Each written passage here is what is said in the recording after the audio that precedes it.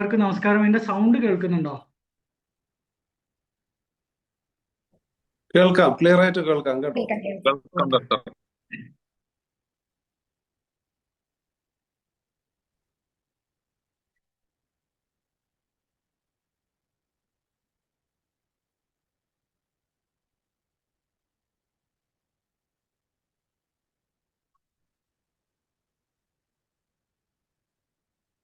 എന്റെ സ്ക്രീന് കാണുന്നുണ്ടല്ലോ അല്ലേ? സ്ക്രീൻ വന്നിട്ടില്ല. യെസ്, ഇപ്പൊ കാണുന്നുണ്ട് വന്നിട്ടുണ്ട്, കാണാം.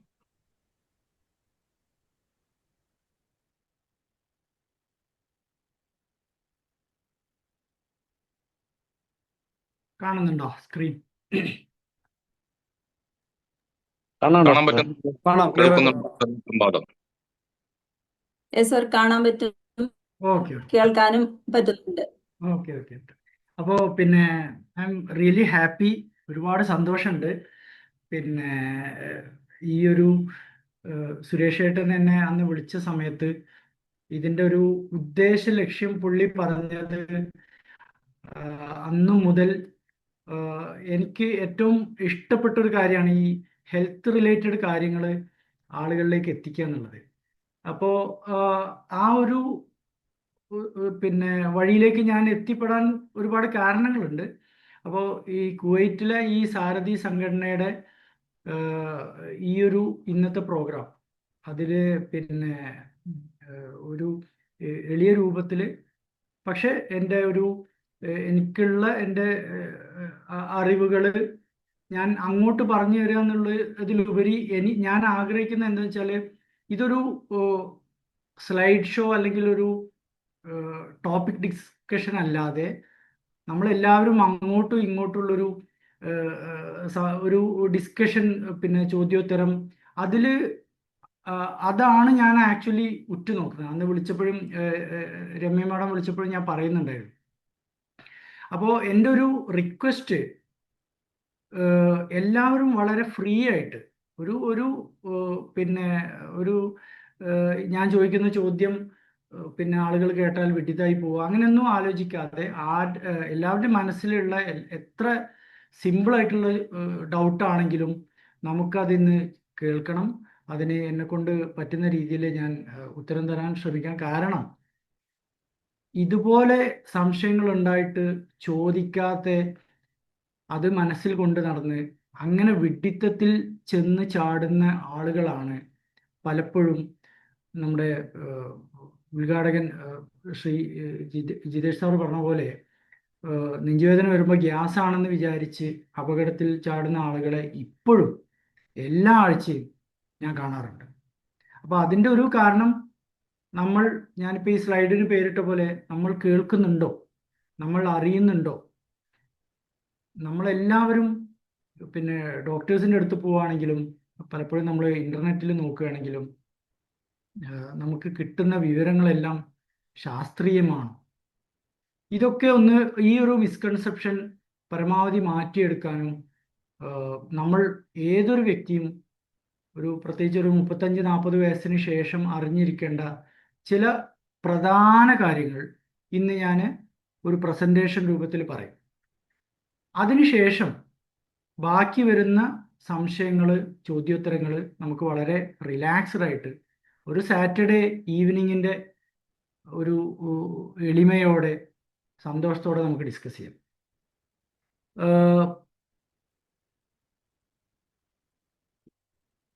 ഞാൻ പ്രസൻറ്റേഷൻ തുടങ്ങുന്നതിന് മുമ്പ് എനിക്കുണ്ടായൊരു അനുഭവം പറയാം.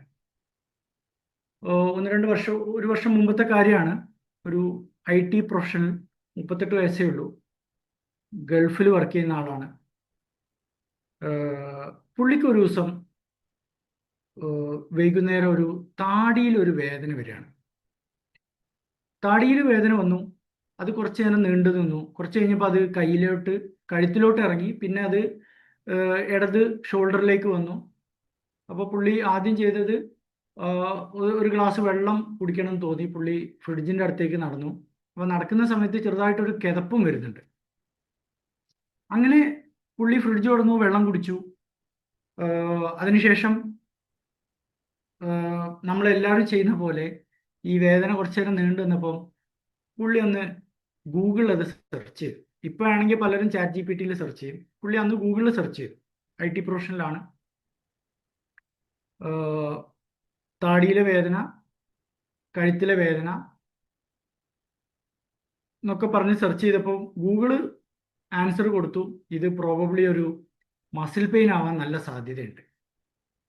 അപ്പോൾ സ്വാഭാവികമായിട്ടും പുള്ളി മസിൽ പെയിൻ പാരാസിറ്റമോളാണ് പുള്ളിയുടെ അടുത്തുള്ളത്. ഒരു പാരാസിറ്റമോൾ എടുത്ത് കഴിച്ചു. പെയിന് കുറഞ്ഞു. പുള്ളി ഉറങ്ങാൻ പോയി. സുഖമായിട്ട് ഉറങ്ങി. രാവിലെ പുള്ളി എണീറ്റു. പുള്ളി അതിനുശേഷം അന്നത്തെ വർക്കിന് പോയി. വർക്കിൽ ലഞ്ച് ടൈമിൽ പുള്ളിയുടെ ഒരു സുഹൃത്തിനോട് ഈ സംഭവം പറഞ്ഞു. എടാ, എനിക്ക് ഇന്നലെ കുറച്ചൊരു അസ്വസ്ഥത ഉണ്ടായിട്ടോ. അപ്പം സുഹൃത്ത് പുള്ളിയോട് കുറച്ചുകൂടെ ഡീറ്റെയിൽസ് ചോദിച്ചപ്പോൾ സുഹൃത്തിന് ഒരു സുഖമില്ലായ്ക തോന്നി. സുഹൃത്ത് പറഞ്ഞു, ഞാൻ ഇങ്ങനെ കുറച്ച് ഇൻഫർമേഷൻസ് ഒക്കെ കേട്ടിട്ടുണ്ട്, അപ്പോൾ ഇത് നീ അവഗണിക്കണ്ട. നമ്മുടെ ഒരു ഇപ്പോഴത്തെ കാലല്ലേ, പ്രത്യേകിച്ച് മലയാളികളിൽ ഇങ്ങനെ ഓരോ പ്രശ്നങ്ങളുണ്ട്, നമുക്ക് എന്തായാലും ഒരു ഡോക്ടറെ കാണാം. അങ്ങനെ ഈവനിങ് ബ്രേക്കിൽ പിന്നെ അവർ തൊട്ടടുത്തുള്ള ഒരു ക്ലിനിക്കിൽ പോവാണ്. ക്ലിനിക്കിൽ പോയി ഉടനെ ECG എടുത്തു. ECG കംപ്ലീറ്റ്ലി നോർമൽ, ഒരു പ്രശ്നമില്ല. അപ്പം ഈ വ്യക്തി സുഹൃത്തിനോട് പറഞ്ഞു, ഞാൻ ആദ്യം നിന്നോട് പറഞ്ഞില്ലേ ഇതിനൊന്നും വരേണ്ട ആവശ്യമില്ല, കംപ്ലീറ്റ്ലി ഓക്കെ ആണ് എന്ന് പറഞ്ഞിട്ട് അവർ ഓഫീസിലേക്ക് തിരിച്ചു വന്നു. രണ്ടുപേരും ഒരുമിച്ച് ഓഫീസിലെത്തി. 4 മണിക്കൂറിന് ശേഷം, കുറച്ച് മണിക്കൂറിന് ശേഷം പുള്ളിയുടെ ഡെസ്കിൽ കുഴഞ്ഞു വീഴാണ്. കംപ്ലീറ്റ് ആയിട്ട് കൊളാപ്സ് ചെയ്യാണ്. ദേഹാകെ വിയർത്തിട്ടുണ്ട്. കൊളീഗ്സ് എല്ലാം കൂടെ പുള്ളിയെ എടുത്തിട്ട് കൊണ്ടുപോവുകയാണ്. തൊട്ടടുത്തുള്ള ഒരു മേജർ ആശുപത്രിയിലേക്ക് എത്താൻ ഏകദേശം ഒരു മണിക്കൂറോളം എടുത്തിട്ടുണ്ടാവും. അവിടെ എത്തിയപ്പോൾ മാസീവ് കാർഡിയക് അറ്റാക്കാണ്, കാര്യപ്പെട്ട അറ്റാക്കാണ്. ഹാർട്ടിൻ്റെ പമ്പിങ് ശക്തി നശിച്ചു പോയിട്ടുണ്ട്, BP കുറഞ്ഞിട്ടുണ്ട്, ഒരു മേജർ ആൻജിയോപ്ലാസ്റ്റി വേണ്ടി വന്നു. അതൊക്കെ ഉടനെ തന്നെ ചെയ്തു. പക്ഷേ ആ ഒരു ഹൃദയത്തിൻ്റെ ആഘാതം കാരണം അദ്ദേഹത്തിൻ്റെ ഹാർട്ടിൻ്റെ പമ്പിങ് ശക്തി പെർമനൻ്റ് ആയിട്ട് അന്നത്തോടെ നശിച്ചു പോയി. അങ്ങനെ ഒരുപാട് പിന്നെ ആഴ്ചകൾ റെസ്റ്റും ജോലിയിൽ നിന്നുള്ള ബ്രേക്കും അതിനൊക്കെ ശേഷം പുള്ളി നാട്ടിലേക്ക് തിരിച്ചു വരികയാണ്. എന്നെ കൺസൾട്ട് ചെയ്യാൻ വന്നു. ഞാൻ പുള്ളിയുടെ പേപ്പേഴ്സൊക്കെ നോക്കി. ഈ ഹാർട്ട് പമ്പിങ് കുറഞ്ഞു കഴിഞ്ഞാൽ അത് റിക്കവർ ചെയ്യാൻ കുറച്ച് ബുദ്ധിമുട്ടാണെന്നുള്ള കാര്യമൊക്കെ ഞാൻ പുള്ളിയോട് പറഞ്ഞു. വീണ്ടും അറ്റാക്ക് വരാതിരിക്കാനുള്ള കാര്യങ്ങളും അതിൻ്റെ ട്രീറ്റ്മെൻറ്റും ഒക്കെ ഞാൻ പറഞ്ഞു കൊടുത്തു. പുള്ളി കുറേ സംശയങ്ങളുണ്ടായിരുന്നു പുള്ളിക്ക്. അതിൽ എന്തുകൊണ്ട് പുള്ളിക്ക് അറ്റാക്ക് വന്നു, എന്തുകൊണ്ട് ഇത് കണ്ടുപിടിച്ചില്ല, അങ്ങനെയുള്ള ഇതിനൊക്കെ ശേഷം പുള്ളി ചോദിച്ച ഒരു ചോദ്യം, പുള്ളി എന്നോട് ചോദിച്ചു, ഇതെനിക്ക് തടയാൻ പറ്റുമായിരുന്നോ ഡോക്ടറെ എന്ന് ചോദിച്ചു. നമ്മളെല്ലാവരും ഇന്ന് അറിയേണ്ട ഏറ്റവും പ്രധാനപ്പെട്ട പോയിന്റ് അതാണ്. ഹാർട്ട് അറ്റാക്ക് അല്ലെങ്കിൽ ഹൃദ്രോഗം തീർച്ചയായിട്ടും തടയാൻ പറ്റുന്നൊരു അസുഖമാണ്. ആ ഒരു അസുഖം നമുക്ക് തടയാൻ പറ്റണമെങ്കിൽ, ഇപ്പോൾ ഒരു ഉദാഹരണം പറയുകയാണെങ്കിൽ, നമുക്കൊരു ഒരു ഒരു ശത്രു നമുക്കെതിരെ പ്രവർത്തിക്കുന്നുണ്ടെങ്കിൽ ആ ശത്രുവിൻ്റെ അറ്റാക്ക് നമുക്ക് തടയണമെങ്കിൽ ആ ശത്രുവിനെ കുറിച്ച് നമ്മൾ അറിയണം. ആ ശത്രു എങ്ങനെയാണ് നമ്മൾ അറ്റാക്ക് ചെയ്യാൻ നമുക്കറിയണം. അതുപോലെ ഇന്ന് നമ്മൾ ഈ ഹൃദയത്തെക്കുറിച്ച് അറിയണം. ഈ ഹൃദയം എങ്ങനെയാണ് നമുക്ക് അസുഖങ്ങൾ ഉണ്ടാക്കുന്നതെന്ന് നമുക്കറിയണം. ഇത് അറിഞ്ഞു കഴിഞ്ഞാൽ, ശത്രുവിനെ നമ്മൾ അറിഞ്ഞു കഴിഞ്ഞാൽ, ശത്രുവിൻ്റെ അറ്റാക്ക് തടയാനും ശത്രുവിനെ കീഴ്പ്പെടുത്താനും ബാക്കിയുള്ളവരെ, നമുക്ക് വേണ്ടപ്പെട്ടവരെ ഈ ശത്രുവിൽ നിന്ന് രക്ഷിക്കാനും നമുക്ക് തീർച്ചയായിട്ടും സാധിക്കും. ഞാൻ DM ചെയ്ത ബോംബെയിൽ നിന്നാണ്. അപ്പോൾ DM ഒക്കെ ചെയ്യുന്ന സമയത്ത് അന്ന് 2006 ഞാൻ ഫിനിഷ് ചെയ്യുന്നത്, എൻ്റെ കോഴ്സ് കഴിയുന്നത്. അപ്പം ആ സമയത്ത് 2003 ജോയിൻ ചെയ്തു, 2006 കഴിഞ്ഞു. ആ സമയത്ത് നമ്മൾ കോഴ്സൊക്കെ കഴിഞ്ഞ് ഇറങ്ങുമ്പോൾ നമുക്കറിയാം നമ്മുടെ ഒരു കാർഡിയോളജിസ്റ്റ് ആവുന്ന എന്തിനാണ് നമ്മൾ കാർഡിയോളജിസ്റ്റ് ആവുന്നത്? ഹാർട്ട് അറ്റാക്ക് വരുന്നവരെ ചികിത്സിക്കാം, അല്ലെങ്കിൽ ഹാർട്ടിൻ്റെ മറ്റ് അസുഖങ്ങൾ വരുന്നവരെ ചികിത്സിക്കാം, എന്നിട്ടൊരു വലിയ കാർഡിയോളജിസ്റ്റ് ആയിട്ട് പേരെടുക്കാം, നമുക്ക് നമ്മുടെ പ്രാക്ടീസ് ബിൽഡ് ചെയ്യാം. ഇതൊക്കെയാണ് ഏതൊരു ഡോക്ടറും അവരുടെ കോഴ്സൊക്കെ കഴിഞ്ഞ് ഇറങ്ങുമ്പോൾ ചിന്തിക്കുക. പക്ഷേ ഞാൻ ഒരുപാട് കാലം പ്രാക്ടീസ് ചെയ്ത് കഴിഞ്ഞപ്പം ഒരുപാട് പേഷ്യൻസിനോട് ഇൻട്രാക്ട് ചെയ്തപ്പോൾ ഞാൻ മനസ്സിലാക്കിയ ഒരു കാര്യം എന്ന് വെച്ചാൽ അതൊരു തിരിച്ചറിവാണ്. ഈ പേഷ്യൻസ് എന്നോട് ഒരുപാട് സംശയങ്ങൾ ചോദിക്കും. എൻ്റെ ഒരു ബൈ നേച്ചർ എങ്ങനെയെന്ന് വെച്ചാൽ ഞാൻ ഏതൊരു പേഷ്യൻറ്റിനും ഇഷ്ടം പോലെ ടൈം സ്പെൻഡ് ചെയ്യും. അവരുടെ സംശയം തീർത്തിട്ടേ ഞാൻ അവരെ ഒ പിന്ന് വിടുള്ളൂ. കാരണം അവരുടെ ആ ഒരു സംശയങ്ങൾ അവരെ തീർത്ത് കൊടുത്ത് അവരെ ഒന്ന് അവർക്ക് വേണ്ട ഇൻഫർമേഷൻസ് പാസ് ചെയ്ത് കഴിഞ്ഞാൽ പിന്നെ അവരെന്തായി, അവർ എംപവേർഡായി. പിന്നെ ഒരുവിധം പ്രശ്നങ്ങളൊക്കെ അവർക്ക് തന്നെ കുറേ സോൾവ് ചെയ്യാൻ പറ്റുമെന്നാണ് ഞാൻ വിശ്വസിക്കുന്നത്.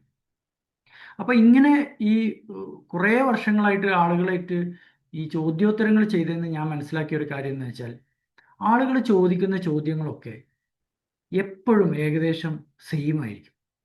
ഇപ്പോൾ ഇന്ന് ഈ പ്രസൻറ്റേഷനിൽ കഴിഞ്ഞിട്ട് എന്നോട് ചോദിക്കാൻ സാധ്യതയുള്ള ചോദ്യങ്ങളിൽ ഏകദേശം ഒരു 90-99% എനിക്ക് ഇപ്പം തന്നെ ഊഹിക്കാൻ പറ്റും. അതങ്ങനെയാണ്. അപ്പോൾ ആളുകൾ പക്ഷേ ഈ 23 കൊല്ലമായിട്ടും ഒരേ ചോദ്യങ്ങളാണ് ചോദിക്കുന്നത്. ഞാൻ പറയുന്ന ആൻസറും ഏകദേശം ഒരേപോലെ ആയിരിക്കും. അപ്പോൾ അവിടെയുള്ള ക്വസ്റ്റ്യൻ ഇതാണ്: എന്തുകൊണ്ട് ആളുകൾ വീണ്ടും വീണ്ടും വീണ്ടും ഇത് ചോദിച്ചുകൊണ്ടിരിക്കുന്നു? അതിൻ്റെ ഉത്തരം എന്താണെന്ന് വെച്ചാൽ ആരും അവർക്കിത് പറഞ്ഞു കൊടുക്കുന്നില്ല.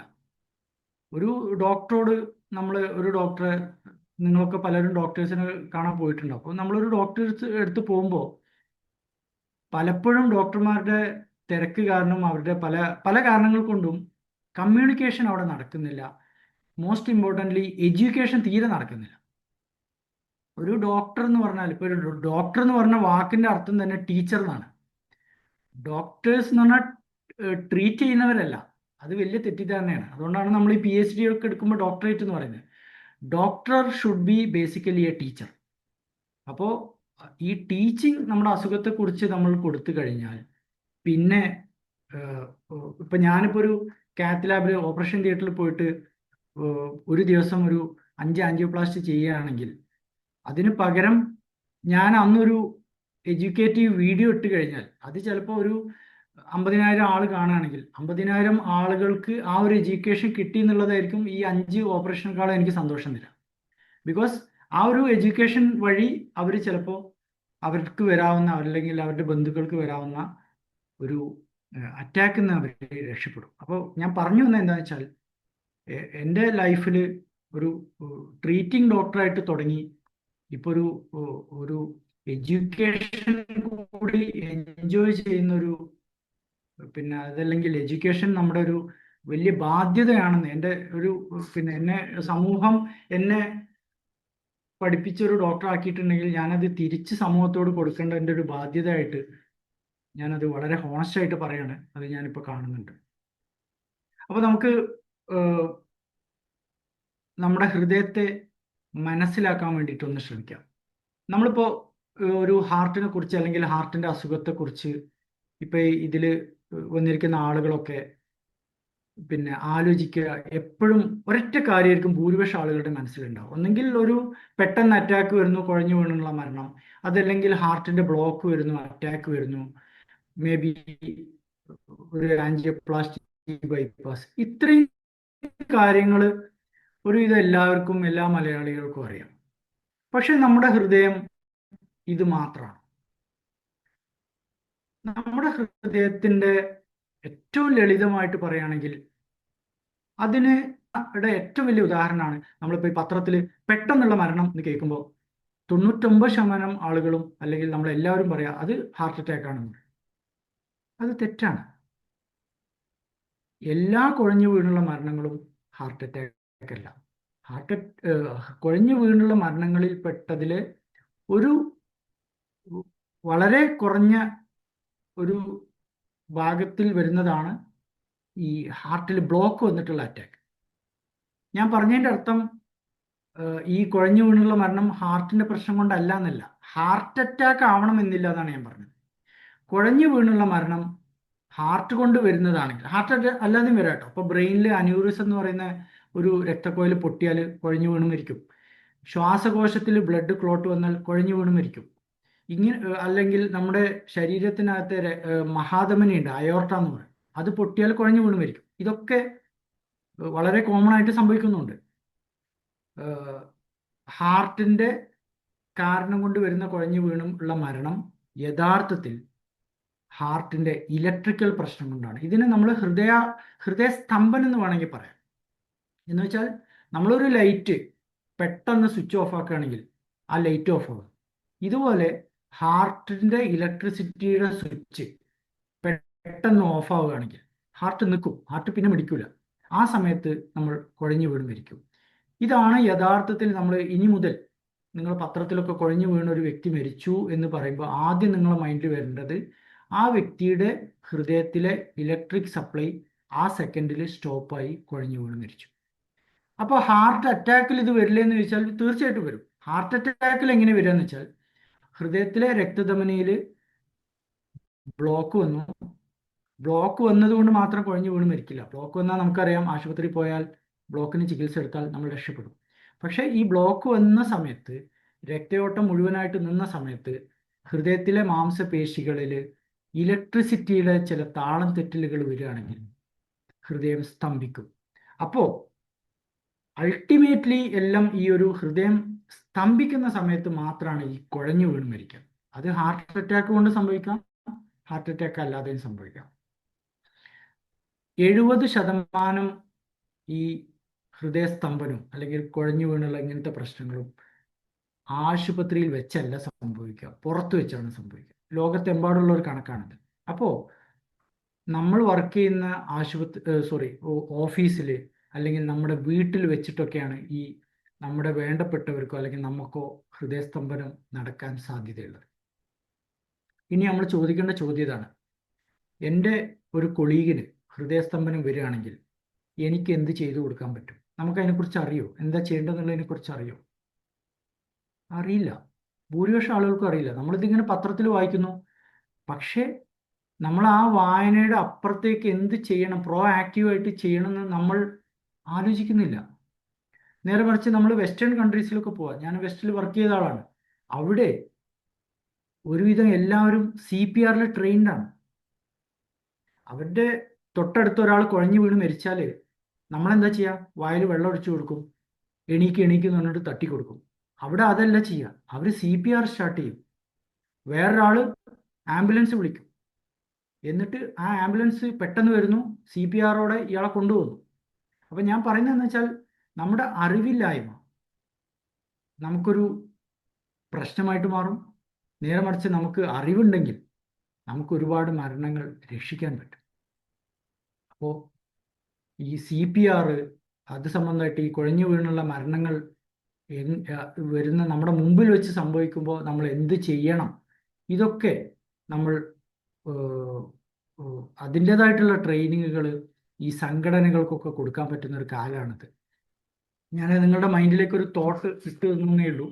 തീർച്ചയായിട്ടും പിന്നെ നിങ്ങൾ അതിനെക്കുറിച്ച് ആലോചിക്കണം. ഞാൻ ഇപ്പോൾ അത് പറഞ്ഞപ്പോൾ എനിക്ക് ഓർമ്മ വന്നൊരു കാര്യം എന്താ വെച്ചാൽ, എൻ്റെ പിന്നെ രണ്ടാമത്തെ മോള് ഓസ്ട്രേലിയയിൽ പിന്നെ കമ്പ്യൂട്ടർ സയൻസ് പഠിക്കുകയാണ്. അപ്പോൾ ഞാൻ അവൾ ആ കോഴ്സ് അവിടെ ജോയിൻ ചെയ്യാൻ വേണ്ടിയിട്ട് ഞാനും വൈഫും അവളും കൂടെ പോയ സമയത്ത് അവിടെ ഇതുപോലെ വളരെ ആക്റ്റീവായിട്ടുള്ളൊരു മലയാളി സംഘടന ഉണ്ട്. എനിക്ക് അവിടെ അറിയുന്ന ആരുമില്ല.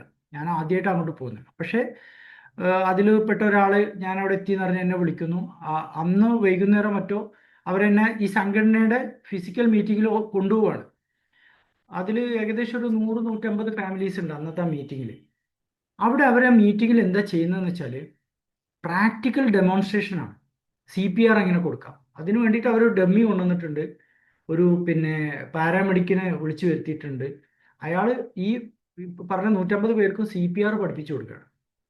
അപ്പം ഞാൻ പറയുന്നത് വെച്ചാൽ നിങ്ങൾക്കും സാരഥിക്കും ഒക്കെ ഒരു നെക്സ്റ്റ് പ്രോഗ്രാമായിട്ട് CPR ട്രെയിനിങ് തീർച്ചയായിട്ടും കണ്ടക്ട് ചെയ്യുന്നതിനെ കുറിച്ച് ആലോചിക്കണം.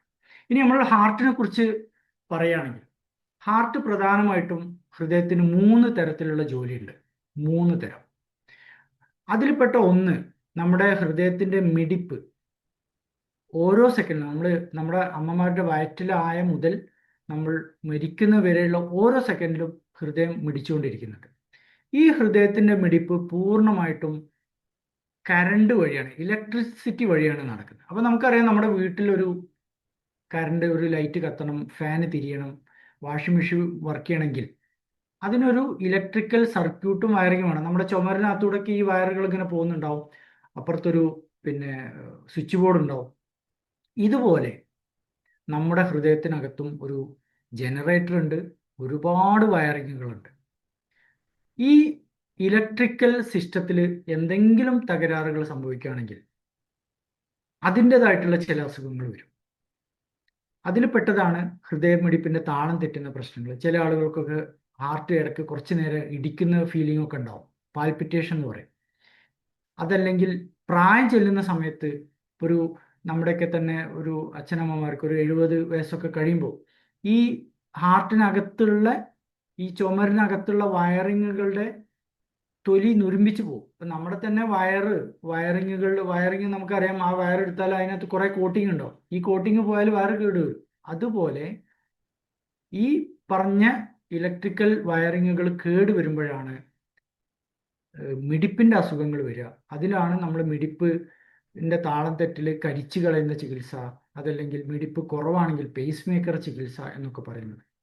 ഞാൻ ഈ പറയുന്നതെന്ന് വെച്ചാൽ ഹൃദയത്തിന്റെ ഒരു ബേസിക് കാര്യങ്ങൾ അറിഞ്ഞാൽ നിങ്ങളിപ്പോൾ ഈ കേൾക്കുന്ന അസുഖങ്ങൾ അതിന്റെ ചികിത്സകളൊക്കെ നിങ്ങൾക്കൊന്ന് ഐഡന്റിഫൈ ചെയ്യാൻ പറ്റും. ഞാനൊരു അവയർനെസ് തരികയാണ്.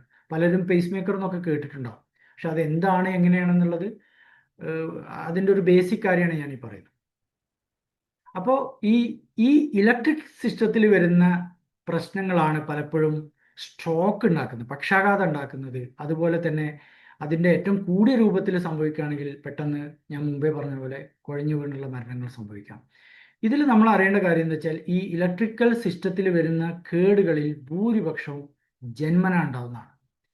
നമ്മൾ ജനിക്കുന്ന സമയത്ത് തന്നെ നമ്മുടെ വയറിങ്ങിന് കേടുണ്ടെങ്കിൽ അതിങ്ങനെ ഒളിഞ്ഞു കിടക്കും.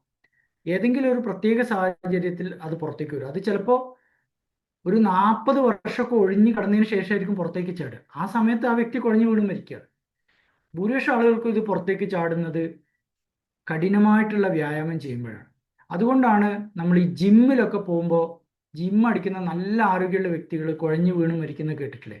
നമ്മൾ പറയും ഇയാൾ ജിമ്മിൽ പോയിട്ടുണ്ട്, നല്ല ആരോഗ്യമുണ്ട്, പക്ഷെ ഇയാൾ എന്തുകൊണ്ട് കുഴഞ്ഞു വീണ് മരിച്ചു? അത് അയാളുടെ ഇലക്ട്രിക്കൽ സിസ്റ്റത്തിന്റെ പ്രശ്നമാണ്. നമ്മൾ സാധാരണ കേൾക്കുന്ന ഹാർട്ട് അറ്റാക്കിന്റെ പ്രശ്നമല്ല. അപ്പോൾ ആ വ്യക്തിക്ക് അത്രയും കാലം ഈ വയറിങ്ങിന്റെ പ്രശ്നം ഒളിഞ്ഞു കിടന്നു. നിർഭാഗ്യവശാല് ആ ജിമ്മിൽ അടിക്കുന്ന സമയത്ത് മിടിപ്പൊക്കെ കൂടുന്ന സമയത്ത് ഇത് പുറത്തേക്ക് ചാടി അയാൾ കുഴഞ്ഞു വീണ് മരിക്കുന്നു. അതുപോലെ തന്നെ ഇത് പുറത്തേക്ക് ചാടുന്ന മറ്റു സാഹചര്യം പലപ്പോഴും ഈ കോഫി കഴിക്കുന്ന അല്ലെങ്കിൽ കഫീനൊക്കെ. ഇപ്പൊ ജിമ്മിലൊക്കെ പോകുമ്പോൾ പലപ്പോഴും സംഭവിക്കുന്നതിന് മറ്റൊരു കാരണം ഇതാണ്. അവർ ഈ പ്രീ വർക്കൗട്ട് എന്ന് പറഞ്ഞിട്ട് കഫീൻ കൂടുതലുള്ള ഡ്രിങ്ക്സ് കുടിക്കും. പ്രോട്ടീൻ പൗഡർ അല്ല ഞാൻ പറയുന്നത്, പ്രീ വർക്കൗട്ട് ഡ്രിങ്ക്സ്. അതിനകത്ത് ഒരുപാട് കഫീൻ ഉണ്ടാവും. ഇപ്പം അവിടെ ഈ എനർജി ഡ്രിങ്ക്സ് കാണാറില്ല നമ്മൾ സൂപ്പർ മാർക്കറ്റിലൊക്കെ പോയാൽ. ഇതിനകത്തൊക്കെ ഈ ഡ്രൈവിംഗ് രാത്രി ഉറക്കം വരാതിരിക്കുകയാണ്, അതൊക്കെ കഫീനാണ്. അപ്പൊ കഫീനൊക്കെ കഴിക്കുന്ന വ്യക്തിക്ക് ആൾറെഡി ജന്മന ഈ ഇലക്ട്രിക്കൽ സിസ്റ്റത്തിന് പ്രശ്നം ഉണ്ടെങ്കിൽ അയാൾ ഉടനെ ഇലക്ട്രിക്കൽ പ്രശ്നം കാരണം അയാൾക്ക് പ്രശ്നങ്ങൾ വരും. അപ്പോൾ ഈ ഇലക്ട്രിക്കൽ സിസ്റ്റം എന്ന് പറയുന്നത് ഒളിഞ്ഞു കിടക്കുന്ന ഒരു അസുഖമാണെന്ന് നമ്മൾ മനസ്സിലാക്കുക. നിർഭാഗ്യവശാൽ സാധാരണ ചെയ്യുന്ന ഒരു ടെസ്റ്റിലും ഇത് കാണില്ല. ECG, എക്കോ, TMT എടുത്താലും ഒന്നും ഇത് കാണില്ല. അതുകൊണ്ടാണ് പലപ്പോഴും നമ്മൾ എന്തൊക്കെ ചെയ്താലും ഈ കുഴഞ്ഞു വീണുള്ള മരണം. ചിലരൊക്കെ പറയും ഞാൻ കഴിഞ്ഞ ആഴ്ച പോയി ടെസ്റ്റ് ചെയ്താണ്. അതിന്റെ കാരണം ഇതാണ്. രണ്ടാമത്തെ പ്രശ്നം ഇലക്ട്രിസിറ്റി അല്ല, പ്ലംബിങ്ങിന്റെ പ്രശ്നം. നമ്മളൊരു വീടാണെങ്കിൽ അതിൽ പ്ലംബിങ് ഉണ്ടാവും, വെള്ളം വരാനുള്ള ടാപ്പ് ഉണ്ടാവും, വെള്ളം ടാങ്ക് ഉണ്ടാവും. ഈ പൈപ്പിലെ പ്രശ്നമാണ് നമ്മൾ സാധാരണ കേൾക്കുന്ന ഹാർട്ട് അറ്റാക്ക്, ഹാർട്ടിലെ ബ്ലോക്ക് എന്ന് പറയുന്നത്. അപ്പം ഹൃദയത്തിലേക്ക് രക്തം കൊടുക്കുന്ന പ്രധാനമായിട്ടുള്ള 3 വലിയ പൈപ്പ് ഉണ്ട്. ആ പൈപ്പിൽ നിന്ന് ചെറിയ ചെറിയ പൈപ്പുകൾ ഇങ്ങനെ പോയിക്കൊണ്ടിരിക്കും. അപ്പൊ ഈ പൈപ്പിനകത്തുള്ള കേടുകൾ കാലക്രമേണ സംഭവിച്ച് അതിനകത്ത് ഓരോന്ന് അടിഞ്ഞുകൂടി, അത് കൊളസ്ട്രോൾ അടിഞ്ഞുകൂടിയെന്ന് സിമ്പിളായിട്ട് പറയാം. പക്ഷെ കൊളസ്ട്രോൾ മാത്രമല്ല, ഒരുപാട് സാധനങ്ങൾ അടിഞ്ഞുകൂടി അതിങ്ങനെ ഒളിഞ്ഞു കടന്ന് ഏതെങ്കിലും ഒരു ദിവസം ആ ഒരു തടസ്സം 100% മാറുമ്പോൾ നമ്മൾ അതിനെ അറ്റാക്ക് എന്ന് പറയും. അതിൽ നമ്മൾ അറിയേണ്ട ഒരു ഏറ്റവും സിമ്പിളായിട്ടുള്ള ഒരു കാര്യം, പ്രധാനപ്പെട്ട കാര്യം എന്ന് വെച്ചാൽ ഈ ബ്ലോക്കുകൾ ഇപ്പൊ നമ്മളിപ്പോൾ ഇന്നത്തെ ഈ മീറ്റിങ്ങിൽ സംഭവിക്കുന്ന ഞാനടക്കമുള്ള ആളുകൾക്ക് ചിലപ്പോൾ ഉണ്ടാവാം. അത് ഒളിഞ്ഞു കിടക്കുകയായിരിക്കും. അത് ലക്ഷണങ്ങൾ തരണമെന്നില്ല, നമുക്ക് ഒരു രീതിയിലുള്ള ലക്ഷണങ്ങളും തരണമെന്നില്ല. ഭാഗ്യമുണ്ടെങ്കിൽ, ഞാൻ അങ്ങനെ പറയാം, എനിക്ക് ഭാഗ്യമുണ്ടെങ്കിൽ 70% ആ ബ്ലോക്ക് ആകുമ്പോൾ എനിക്ക് ചിലപ്പോൾ ഒരു നെഞ്ചുവേദന അല്ലെങ്കിൽ എന്തെങ്കിലും ഒരു സൂചന എൻ്റെ ശരീരം കാണിച്ചു തരും. പൊതുവെ 70% വരെ ഇത് സൈലന്റ് ആയി. 70%-ന്റെ അപ്പുറത്തേക്കാവുമ്പോൾ ചില ആളുകൾക്ക് ലക്ഷണങ്ങൾ വരാൻ തുടങ്ങും. ആ ലക്ഷണങ്ങൾ നമ്മൾ പലപ്പോഴും തിരിച്ചറിയപ്പെടാതെ പോകുന്നുള്ളത് വേറെ കാര്യം. അതിലേക്ക് ഞാൻ വഴിയെ വരുന്നുണ്ട്. അപ്പൊ ചുരുക്കി പറഞ്ഞാൽ നമ്മൾ സാധാരണ കേൾക്കുന്ന ഈ ഹാർട്ടിന്റെ ബ്ലോക്കിന്റെ പ്രശ്നം എന്ന് പറയുന്നത് പ്ലംബിംഗ് പ്രശ്നമാണ്. അതുകൊണ്ട് തന്നെ പലപ്പോഴും ഞങ്ങൾ തമാശയായിട്ട് പറയും, ഞങ്ങൾ കാർഡിയോളജിസ്റ്റുകൾ പ്ലംബർമാരാന്നാ പറയാം. ബ്ലോക്ക് നീക്കലാണ് ഞങ്ങളുടെ പണി. അപ്പോൾ ഈ പറഞ്ഞ ഈ പ്ലംബിംഗ് പ്രശ്നങ്ങൾ സത്യത്തിൽ ഞാൻ മുമ്പേ പറഞ്ഞ ഇലക്ട്രിക്കൽ പ്രശ്നത്തിനേക്കാളും എളുപ്പമാണ് ചികിത്സിക്കാൻ, കണ്ടുപിടിക്കാനും എളുപ്പമാണ്. അതുകൊണ്ടാണ് ഇപ്പോഴത്തെ കാലത്ത് പലപ്പോഴും ഈ അറ്റാക്ക് ഒക്കെ വന്നു കഴിഞ്ഞാൽ ഭൂരിപക്ഷം ആളുകളും കറക്റ്റ് സമയത്ത് കറക്റ്റ് ചികിത്സ എടുക്കുകയാണെങ്കിൽ വീട്ടിലേക്ക് ഒരു 4 ദിവസം 5 ദിവസം കൊണ്ട് വീട്ടിലേക്ക് തിരിച്ചു പോകുന്നു. ഒരു വെറും ഒന്നോ രണ്ടോ ആഴ്ചത്തെ റെസ്റ്റ് കഴിഞ്ഞാൽ അവർ കംപ്ലീറ്റ് ആയിട്ട് അവരുടെ ജോലിയിലേക്ക് തിരിച്ചു പോകുന്നു. അപ്പോൾ ഞാൻ പറയുന്നത് എന്താ വെച്ചാൽ അറ്റാക്ക് നമ്മളെ സംബന്ധിച്ചിടത്തോളം ഇപ്പോഴത്തെ കാലത്ത് വലിയൊരു പ്രശ്നമില്ല. അത് നിങ്ങൾ കേൾക്കുമ്പോൾ നിങ്ങൾക്ക് അത്ഭുതം തോന്നിയേക്കാം, പക്ഷേ സത്യം അതാണ്. നമ്മൾ അതിൽ ശ്രദ്ധിക്കേണ്ട ഒരൊറ്റ കാര്യമുള്ളൂ, കറക്റ്റ് സമയത്ത് കണ്ടുപിടിക്കണം, കറക്റ്റ് സമയത്ത് ചികിത്സിക്കണം. ഇതിൽ രണ്ടിലും പലപ്പോഴും നമ്മൾ മിസ്റ്റേക്ക് വരുത്തും. നമ്മൾ കണ്ടുപിടിക്കൂല, നമ്മളിത് ഗ്യാസാന്ന് പറഞ്ഞു നടക്കും. അതല്ലെങ്കിൽ വേണ്ടാത്ത ടെസ്റ്റുകൾ പോയി ചെയ്യും. പിന്നെ ആളുകളുടെ അഭിപ്രായം ഓരോരുത്തർ നാട്ടുകാർ പറയുന്നത് കേൾക്കും. അതല്ലെങ്കിൽ ഗൂഗിൾ സെർച്ച് ചെയ്ത് അബദ്ധത്തിൽ ചെന്ന് ചാടും. പിന്നെ ചെയ്യുന്ന മിസ്റ്റേക്ക് കറക്റ്റ് ചികിത്സ എടുക്കൂല. ഓരോരുത്തർ പറയുന്ന ബ്ലോക്ക് ഉണ്ട് എന്ന് ആൻജിയോഗ്രാമിൽ കണ്ടെത്തി കഴിഞ്ഞാൽ പിന്നെ നാട്ടുകാർ പറഞ്ഞു കേട്ടിട്ട് വൈദ്യൻ്റെ അടുത്ത് പോകും. ആൻജിയോപ്ലാസ്റ്റിയും ബൈപ്പാസും പേടിച്ചിട്ട് വേറെ കീലേഷൻ ഒരുപാട് തട്ടിപ്പ് ചികിത്സയിൽ പോകും. അവസാനം എല്ലാം കഴിഞ്ഞിട്ട് ഇതിലേക്ക് തന്നെ തിരിച്ചു വരും. അപ്പോഴേക്ക് ഹാർട്ട് ഫുള്ളായിട്ട് നശിച്ചിട്ടുണ്ടാവും, സമയം കുറെ പോയിട്ടുണ്ടാവും, പൈസ അതിലേറെ പോയിട്ടുണ്ടാവും. അപ്പോൾ ഞാൻ പറയുന്നത് ബ്ലോക്ക് എന്ന് പറയുന്നത് നമ്മളെ സംബന്ധിച്ചിടത്തോളം ഇപ്പോഴത്തെ കാലത്ത് വലിയൊരു പ്രശ്നമില്ല. മൂന്നാമത്തെ പ്രശ്നം, ഇതൊരു വലിയ പ്രശ്നമാണ്, ബ്ലോക്കിനേക്കാളും വലിയ പ്രശ്നമാണ്. ഇത് നമ്മുടെ ഹാർട്ടിന്റെ ശക്തി നഷ്ടപ്പെടുക എന്നുള്ളത്. ഹാർട്ട് ഒരു എഞ്ചിനാണ്. ഹാർട്ടിന് പമ്പ് ചെയ്യലാണ് ഹാർട്ടിന്റെ ജോലി. അപ്പോൾ ഒരു പമ്പ്, ആ പമ്പിന്റെ പവർ നഷ്ടപ്പെടുകയാണെങ്കിൽ പിന്നെ അതിന് രക്തം മുന്നോട്ട് തള്ളാൻ കഴിയില്ല. ഇത് പലപ്പോഴും പമ്പിങ് കുറയുന്ന അസുഖമായിട്ട് നമ്മൾ കാണാറുണ്ട്. ഇത് പലപ്പോഴും സംഭവിക്കുന്നത് ഞാൻ ഇതിന് തൊട്ട് മുമ്പ് പറഞ്ഞ വിഡ്ഢിത്തം ചെയ്യുന്നവർക്കാണ്. അതായത് ഹാർട്ടിന് ബ്ലോക്ക് കണ്ടെത്തും, പല കാരണങ്ങൾ കൊണ്ട് ബ്ലോക്ക് കറക്റ്റ് സമയത്ത് ചികിത്സിക്കാതെ കൊണ്ട് നടക്കും. അവർക്ക് കാലക്രമേണ ഹാർട്ടിന്റെ മാംസപേശികൾ നശിച്ചു പോകും. അങ്ങനെ പമ്പിങ് കുറഞ്ഞ് ഞങ്ങളുടെ അടുത്ത് എത്തിക്കഴിഞ്ഞാൽ പിന്നെ എത്ര ചെലവുള്ള ചികിത്സ ചെയ്താലും എത്ര വലിയ ആശുപത്രി പോയാലും ഈ പമ്പിങ് തിരിച്ചു കൊടുക്കാൻ ഒരു ഡോക്ടർക്കും സാധിക്കില്ല. മരുന്നുകൾ കൊണ്ട് പലപ്പോഴും പമ്പിങ് ഞങ്ങൾ നോർമലാക്കി എടുക്കാറുണ്ട്, പക്ഷെ അതിന് ഒരുപാട് മാസങ്ങളും വർഷങ്ങളും ഒക്കെ എടുക്കും. അതിൽ ഏറ്റവും വലിയ പ്രശ്നം എന്ന് വെച്ചാൽ പമ്പിങ് കുറഞ്ഞു കഴിഞ്ഞാൽ മരുന്നിന്റെ എണ്ണം കുത്തനെ കൂടും. 5 or 10 മരുന്നുകൾ ആ വ്യക്തി കഴിക്കാൻ നിർബന്ധിതരാവുകയാണ്. ഇതെല്ലാം നിർഭാഗ്യവശാൽ ആദ്യമേ തടയാൻ പറ്റുമായിരുന്നു എന്നുള്ളതാണ് അതിലെ സങ്കടമുള്ള കാര്യം. ഇനി ഈ പമ്പിങ് കുറയുന്നതിന്റെ പ്രശ്നം ബ്ലോക്ക് മാത്രമാണോ, ഹാർട്ടിന്റെ പ്രശ്നം മാത്രമാണോ? അല്ല. അവിടെയാണ് നമ്മളെ അറിയേണ്ട ഒരു പ്രധാന കാര്യം. നമ്മളിപ്പോൾ ഈ കേൾക്കുന്നതിൽ പല ആളുകൾക്കും ചിലപ്പോൾ BP ഉണ്ടാവും. അതിൽ എത്ര ആളുകൾ BP മരുന്ന് കഴിക്കുന്നുണ്ടെന്നുള്ള സ്വയം ചോദിക്കുക. പലപ്പോഴും നമുക്കൊരു BP കാണുന്നുണ്ടെങ്കിൽ നമ്മൾ ആദ്യം വിചാരിക്കുക ഉപ്പൊന്ന് കുറക്കുക, അച്ചാറൊന്ന് ഒഴിവാക്കുക, ഒന്ന് എക്സസൈസ് ചെയ്യുക, കുറച്ചു കാലം ഇങ്ങനെ പോട്ടെ എന്ന് പറയും. ശരിക്കും എൻ്റെ ഒരു പ്രാക്ടീസിൽ ഈ ഹാർട്ട് ഫെയിലിയർ അല്ലെങ്കിൽ പമ്പിങ്ങിന്റെ പ്രശ്നം കാണുന്ന രണ്ടാമത്തെ ഏറ്റവും പ്രധാന കാരണം BP ഉണ്ടായിട്ടും കറക്റ്റ് ചികിത്സിക്കാത്തവരാണ്. അവർ BP കൊണ്ട് നടക്കും, BP ഉണ്ട് എന്നുള്ളതിന്റെ ലക്ഷണം ഉണ്ടാവില്ല, അതുകൊണ്ട് മരുന്ന് പലപ്പോഴും അവർ റെഗുലറായിട്ട് കഴിക്കില്ല. മൂന്നാമത്തെ കാരണം പ്രമേഹമാണ്. പ്രമേഹമുള്ളവർക്ക് പമ്പിങ് ശക്തി ഹാർട്ട് വീക്കായിട്ട് വരും. അതുപോലെ തന്നെ ഇപ്പോൾ അപൂർവമായിട്ട് കാണുന്നതാണ് ഈ വാൽവിന്റെ പ്രശ്നങ്ങൾ പണ്ടൊക്കെ വളരെ സാധാരണയായിരുന്നു, ഇപ്പോൾ വളരെ കുറവാണ്. വാൽവിന്റെ പ്രശ്നങ്ങളും കറക്റ്റ് സമയത്ത് ചികിത്സിച്ചിട്ടില്ലെങ്കിൽ തീർച്ചയായിട്ടും ഹാർട്ടിന്റെ പമ്പിങ് കുറയും. പിന്നെ ചെറിയ കുട്ടികൾക്ക് പമ്പിങ് കുറയുന്നതും പ്രഗ്നന്റ് ലേഡീസിന് പമ്പിങ് കുറയുന്നതും ഇപ്പോൾ കാണാറുണ്ട്. അതിന്റെ ഒരു കാരണം പലപ്പോഴും പനിയാണ്. നമ്മൾ പത്രത്തിൽ ചിലരൊക്കെ വായിച്ചിട്ടുണ്ടാവും പനി ബാധിച്ച് കുട്ടി മരിച്ചു എന്നുള്ളത്. നിങ്ങൾ ചോദിക്കുക പനി ബാധിച്ചാൽ എങ്ങനെ കുട്ടി മരിക്കുക? പനി ബാധിച്ചിട്ട് കുട്ടി മരിക്കുന്നുണ്ടെങ്കിൽ ആ പനി ഹൃദയത്തെ ബാധിച്ച് ഹാർട്ടിന്റെ പമ്പിങ് കുറഞ്ഞ് ആണ് സംഭവിക്കുന്നത്. അപ്പോൾ ഈ പമ്പിങ് കുറഞ്ഞു കഴിഞ്ഞാൽ അത് തിരിച്ചറിയാനുള്ള ടെസ്റ്റുകളുണ്ട്, അതൊക്കെ ഞാൻ വഴിയെ പറഞ്ഞുതരാം. ഇനി നമ്മൾ മലയാളി ഹൃദയത്തിന് എന്തെങ്കിലും പ്രത്യേകതയുണ്ടോ? പഠനങ്ങൾ കാണിക്കുന്നത് സൗത്ത് ഇന്ത്യൻസിൻ്റെ മലയാളികളുടെയൊക്കെ ഹൃദയത്തിന് ചില പ്രത്യേകതകളുണ്ട്. അതൊരു നല്ല കാര്യമല്ല. നമുക്കൊക്കെ ഹാർട്ടിൻ്റെ റിസ്ക് കൂടുതലാണെന്നുള്ളത് തെളിയിക്കപ്പെട്ടിട്ടുള്ള ഒരു കാര്യമാണ്. ഇതിന് പല കാരണങ്ങളുണ്ട്. അതിന് മുമ്പായിട്ട് ഞാനൊരു ചെറിയൊരു നമുക്ക് ചാറ്റിലൊരു ക്വിസ് പോലെ ചെയ്യാം. നിങ്ങൾ സ്ലൈഡ് കാണുന്നുണ്ടോ? ഇതിൽ ഞാൻ 4 ചോയ്സ് തന്നിട്ടുണ്ട്. നമുക്കൊക്കെ ഹാർട്ടിൻ്റെ അപകടം അല്ലെങ്കിൽ ഹൃദ്രോഗം ഏത് പ്രായത്തിലാണ് ആരംഭിക്കുക എന്നുള്ളതാണ്. ഒരു 50 വയസ്സ്, 40 വയസ്സിന് ശേഷം, 20 വയസ്സിൽ, അല്ലെങ്കിൽ 30 വയസ്സിൽ, അതല്ലെങ്കിൽ നമ്മൾ ചെറിയ കുട്ടിയായിരിക്കും. ഞാൻ പറയുന്നത് ജന്മനായുള്ള അസുഖങ്ങളെ കുറിച്ചല്ല, ഇലക്ട്രിക്കൽ പ്രശ്നമല്ല. നമ്മൾ ഈ പറയുന്ന അറ്റാക്ക്, സാധാരണ നമ്മൾ കേൾക്കുന്ന ഹാർട്ടിൽ ബ്ലോക്ക് വന്നിട്ടുള്ള അറ്റാക്കിന്റെ തുടക്കം ഏത് പ്രായത്തിലാണ് സംഭവിക്കുക?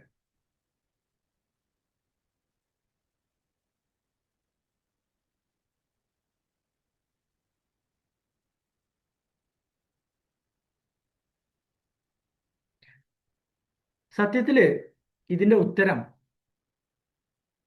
ഡി ആണ്. എന്ന് വെച്ചാൽ നമ്മൾ കുട്ടികളായിരിക്കുമ്പോഴാണ് നമ്മൾ ഈ ബ്ലോക്കിന്റെ സ്റ്റാർട്ട് ചെയ്യുക. ഇതെങ്ങനെ മനസ്സിലായി എന്നറിയാം. ഈ അപകടത്തിലൊക്കെ മരണപ്പെടുന്ന കുട്ടികളുടെ പോസ്റ്റ്മോർട്ടം ചെയ്യുമ്പോൾ ഞെട്ടിപ്പിക്കുന്ന രീതിയിലാണ് കണ്ടെത്തിയത്. പല കുട്ടികളുടെയും ഹൃദയത്തിലെ രക്തധമനികളിൽ ഈ ഫാറ്റി സ്ട്രീക്ക് എന്ന് അതിന് പറയാം, ബ്ലോക്കിന്റെ ഏറ്റവും സ്റ്റാർട്ടിങ്ങിൽ വരുന്ന, ഇപ്പൊ നമ്മളൊരു പൂച്ച മാന്തിയാൽ, നഖം കൊണ്ട് മാന്തിയാൽ വരുന്ന ഒരു വര പോലെ രക്തധമനിക്കകത്ത് ഈ ബ്ലോക്കിന്റെ സ്റ്റാർട്ടിങ്ങിൽ ഓരോ വരകൾ കാണും. ആ വരകളിൽ ഇത് അടിഞ്ഞു കൂടിയിട്ടാണ് ബ്ലോക്ക് സംഭവിക്കുക. അപ്പോ ഈ പറഞ്ഞ അസുഖം, ഈ പറഞ്ഞ ശത്രു നമ്മളെ ചെറുപ്പം മുതലേ നമ്മളെ ശല്യം ചെയ്യുന്നുണ്ടെങ്കിൽ നമ്മൾ എത്രത്തോളം കരുതണം എന്നുള്ളതാണ്. അപ്പോൾ ആ ഒരു അസുഖത്തിന്റെ കരുതൽ നമ്മൾ ചെറുപ്രായത്തിൽ തന്നെ തുടങ്ങണ്ടേ? അപ്പോൾ ഇപ്പോൾ ഗൾഫിലൊക്കെ ഉള്ള കുട്ടികളെ സംബന്ധിച്ചിടത്തോളം അവരെ ഫുഡ് ഹാബിറ്റ്സിനെ ഞാൻ പറഞ്ഞതിൻ്റെ ആവശ്യമില്ല. പാക്കറ്റ് ഫുഡ്സ് ഉണ്ടാവും, പ്രോസസ്ഡ് ഫുഡ്സ് ഒരുപാട് കഴിക്കുന്നുണ്ടാവാം. പിന്നെ എത്രത്തോളം അവർ പുറത്തിറങ്ങി, നമ്മുടെ നാട്ടിൻപുറത്തെ പോലെ പുറത്തിറങ്ങി കളിക്കുന്നുണ്ടോ എനിക്കറിയില്ല. അപ്പോൾ മാത്രമല്ല, ഞാൻ മുമ്പേ പറഞ്ഞ പോലെ ജനിതകപരമായി നമ്മൾ മലയാളികൾക്ക് ഈ ഒരു അതെറോസ്ക്ലെറോസിസ് എന്ന് പറയുന്ന ഈ ബ്ലോക്കിന്റെ അസുഖം വരാനുള്ള സാധ്യത വളരെ കൂടുതലുമാണ്.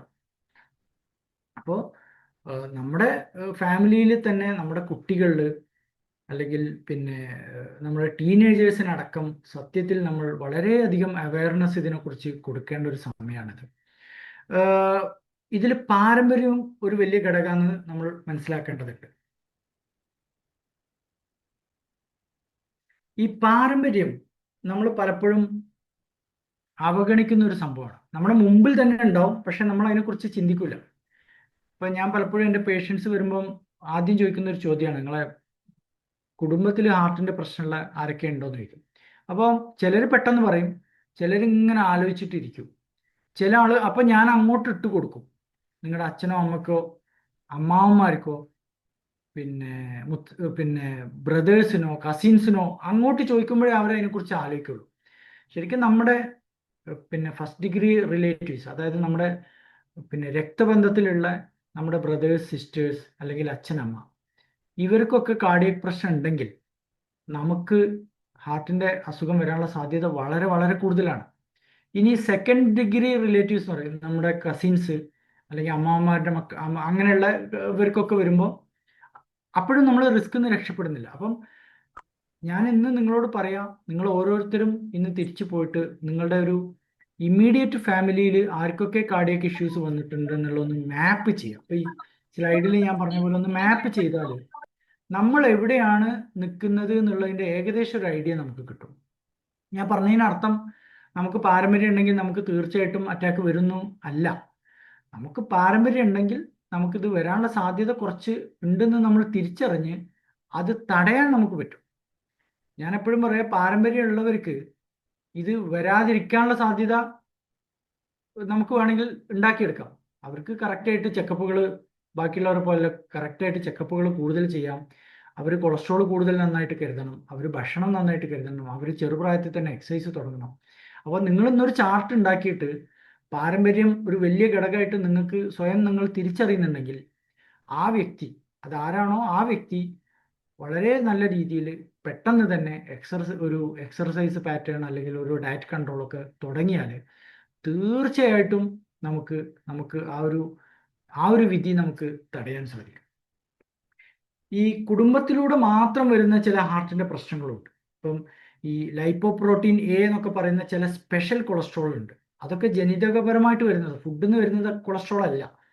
അതിനൊരു പാരമ്പര്യ ഘടകമുണ്ട്. പിന്നെ നമ്മുടെയൊക്കെ അമിതവണ്ണം, അതൊരു ഹാർട്ട് റിസ്ക് ഫാക്ടറാണ്.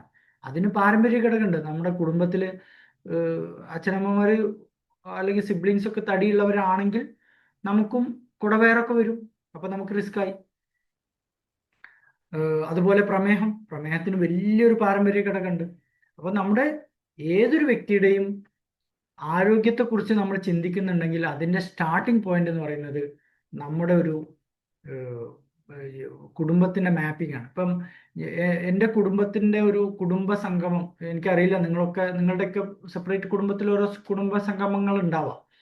അപ്പോൾ അതില് നമ്മുടെ ഒരു ഹ്യൂജ് ഫാമിലി എന്ന് പറഞ്ഞാൽ വളരെ ഫസ്റ്റ് ഡിഗ്രി ഫാമിലി മാത്രമല്ല, സെക്കൻഡ് ഡിഗ്രി, തേർഡ് ഡിഗ്രി, അങ്ങനെ ഒരു വലിയൊരു ഇത് വന്നപ്പോൾ ഏകദേശം 1000 പേരോളം ഒരു സംഗമം നടത്തിയപ്പോൾ ഞാൻ അതിൽ അന്ന് ഒരു നിർദ്ദേശം വെച്ചതാണ്. നമ്മുടെ ഓരോരുത്തരുടെയും ഈ കൊച്ചു കൊച്ചു ഫാമിലി ട്രീയിലുള്ള ഓരോ ബ്രാഞ്ചിലും അവരുടെ ഫാമിലി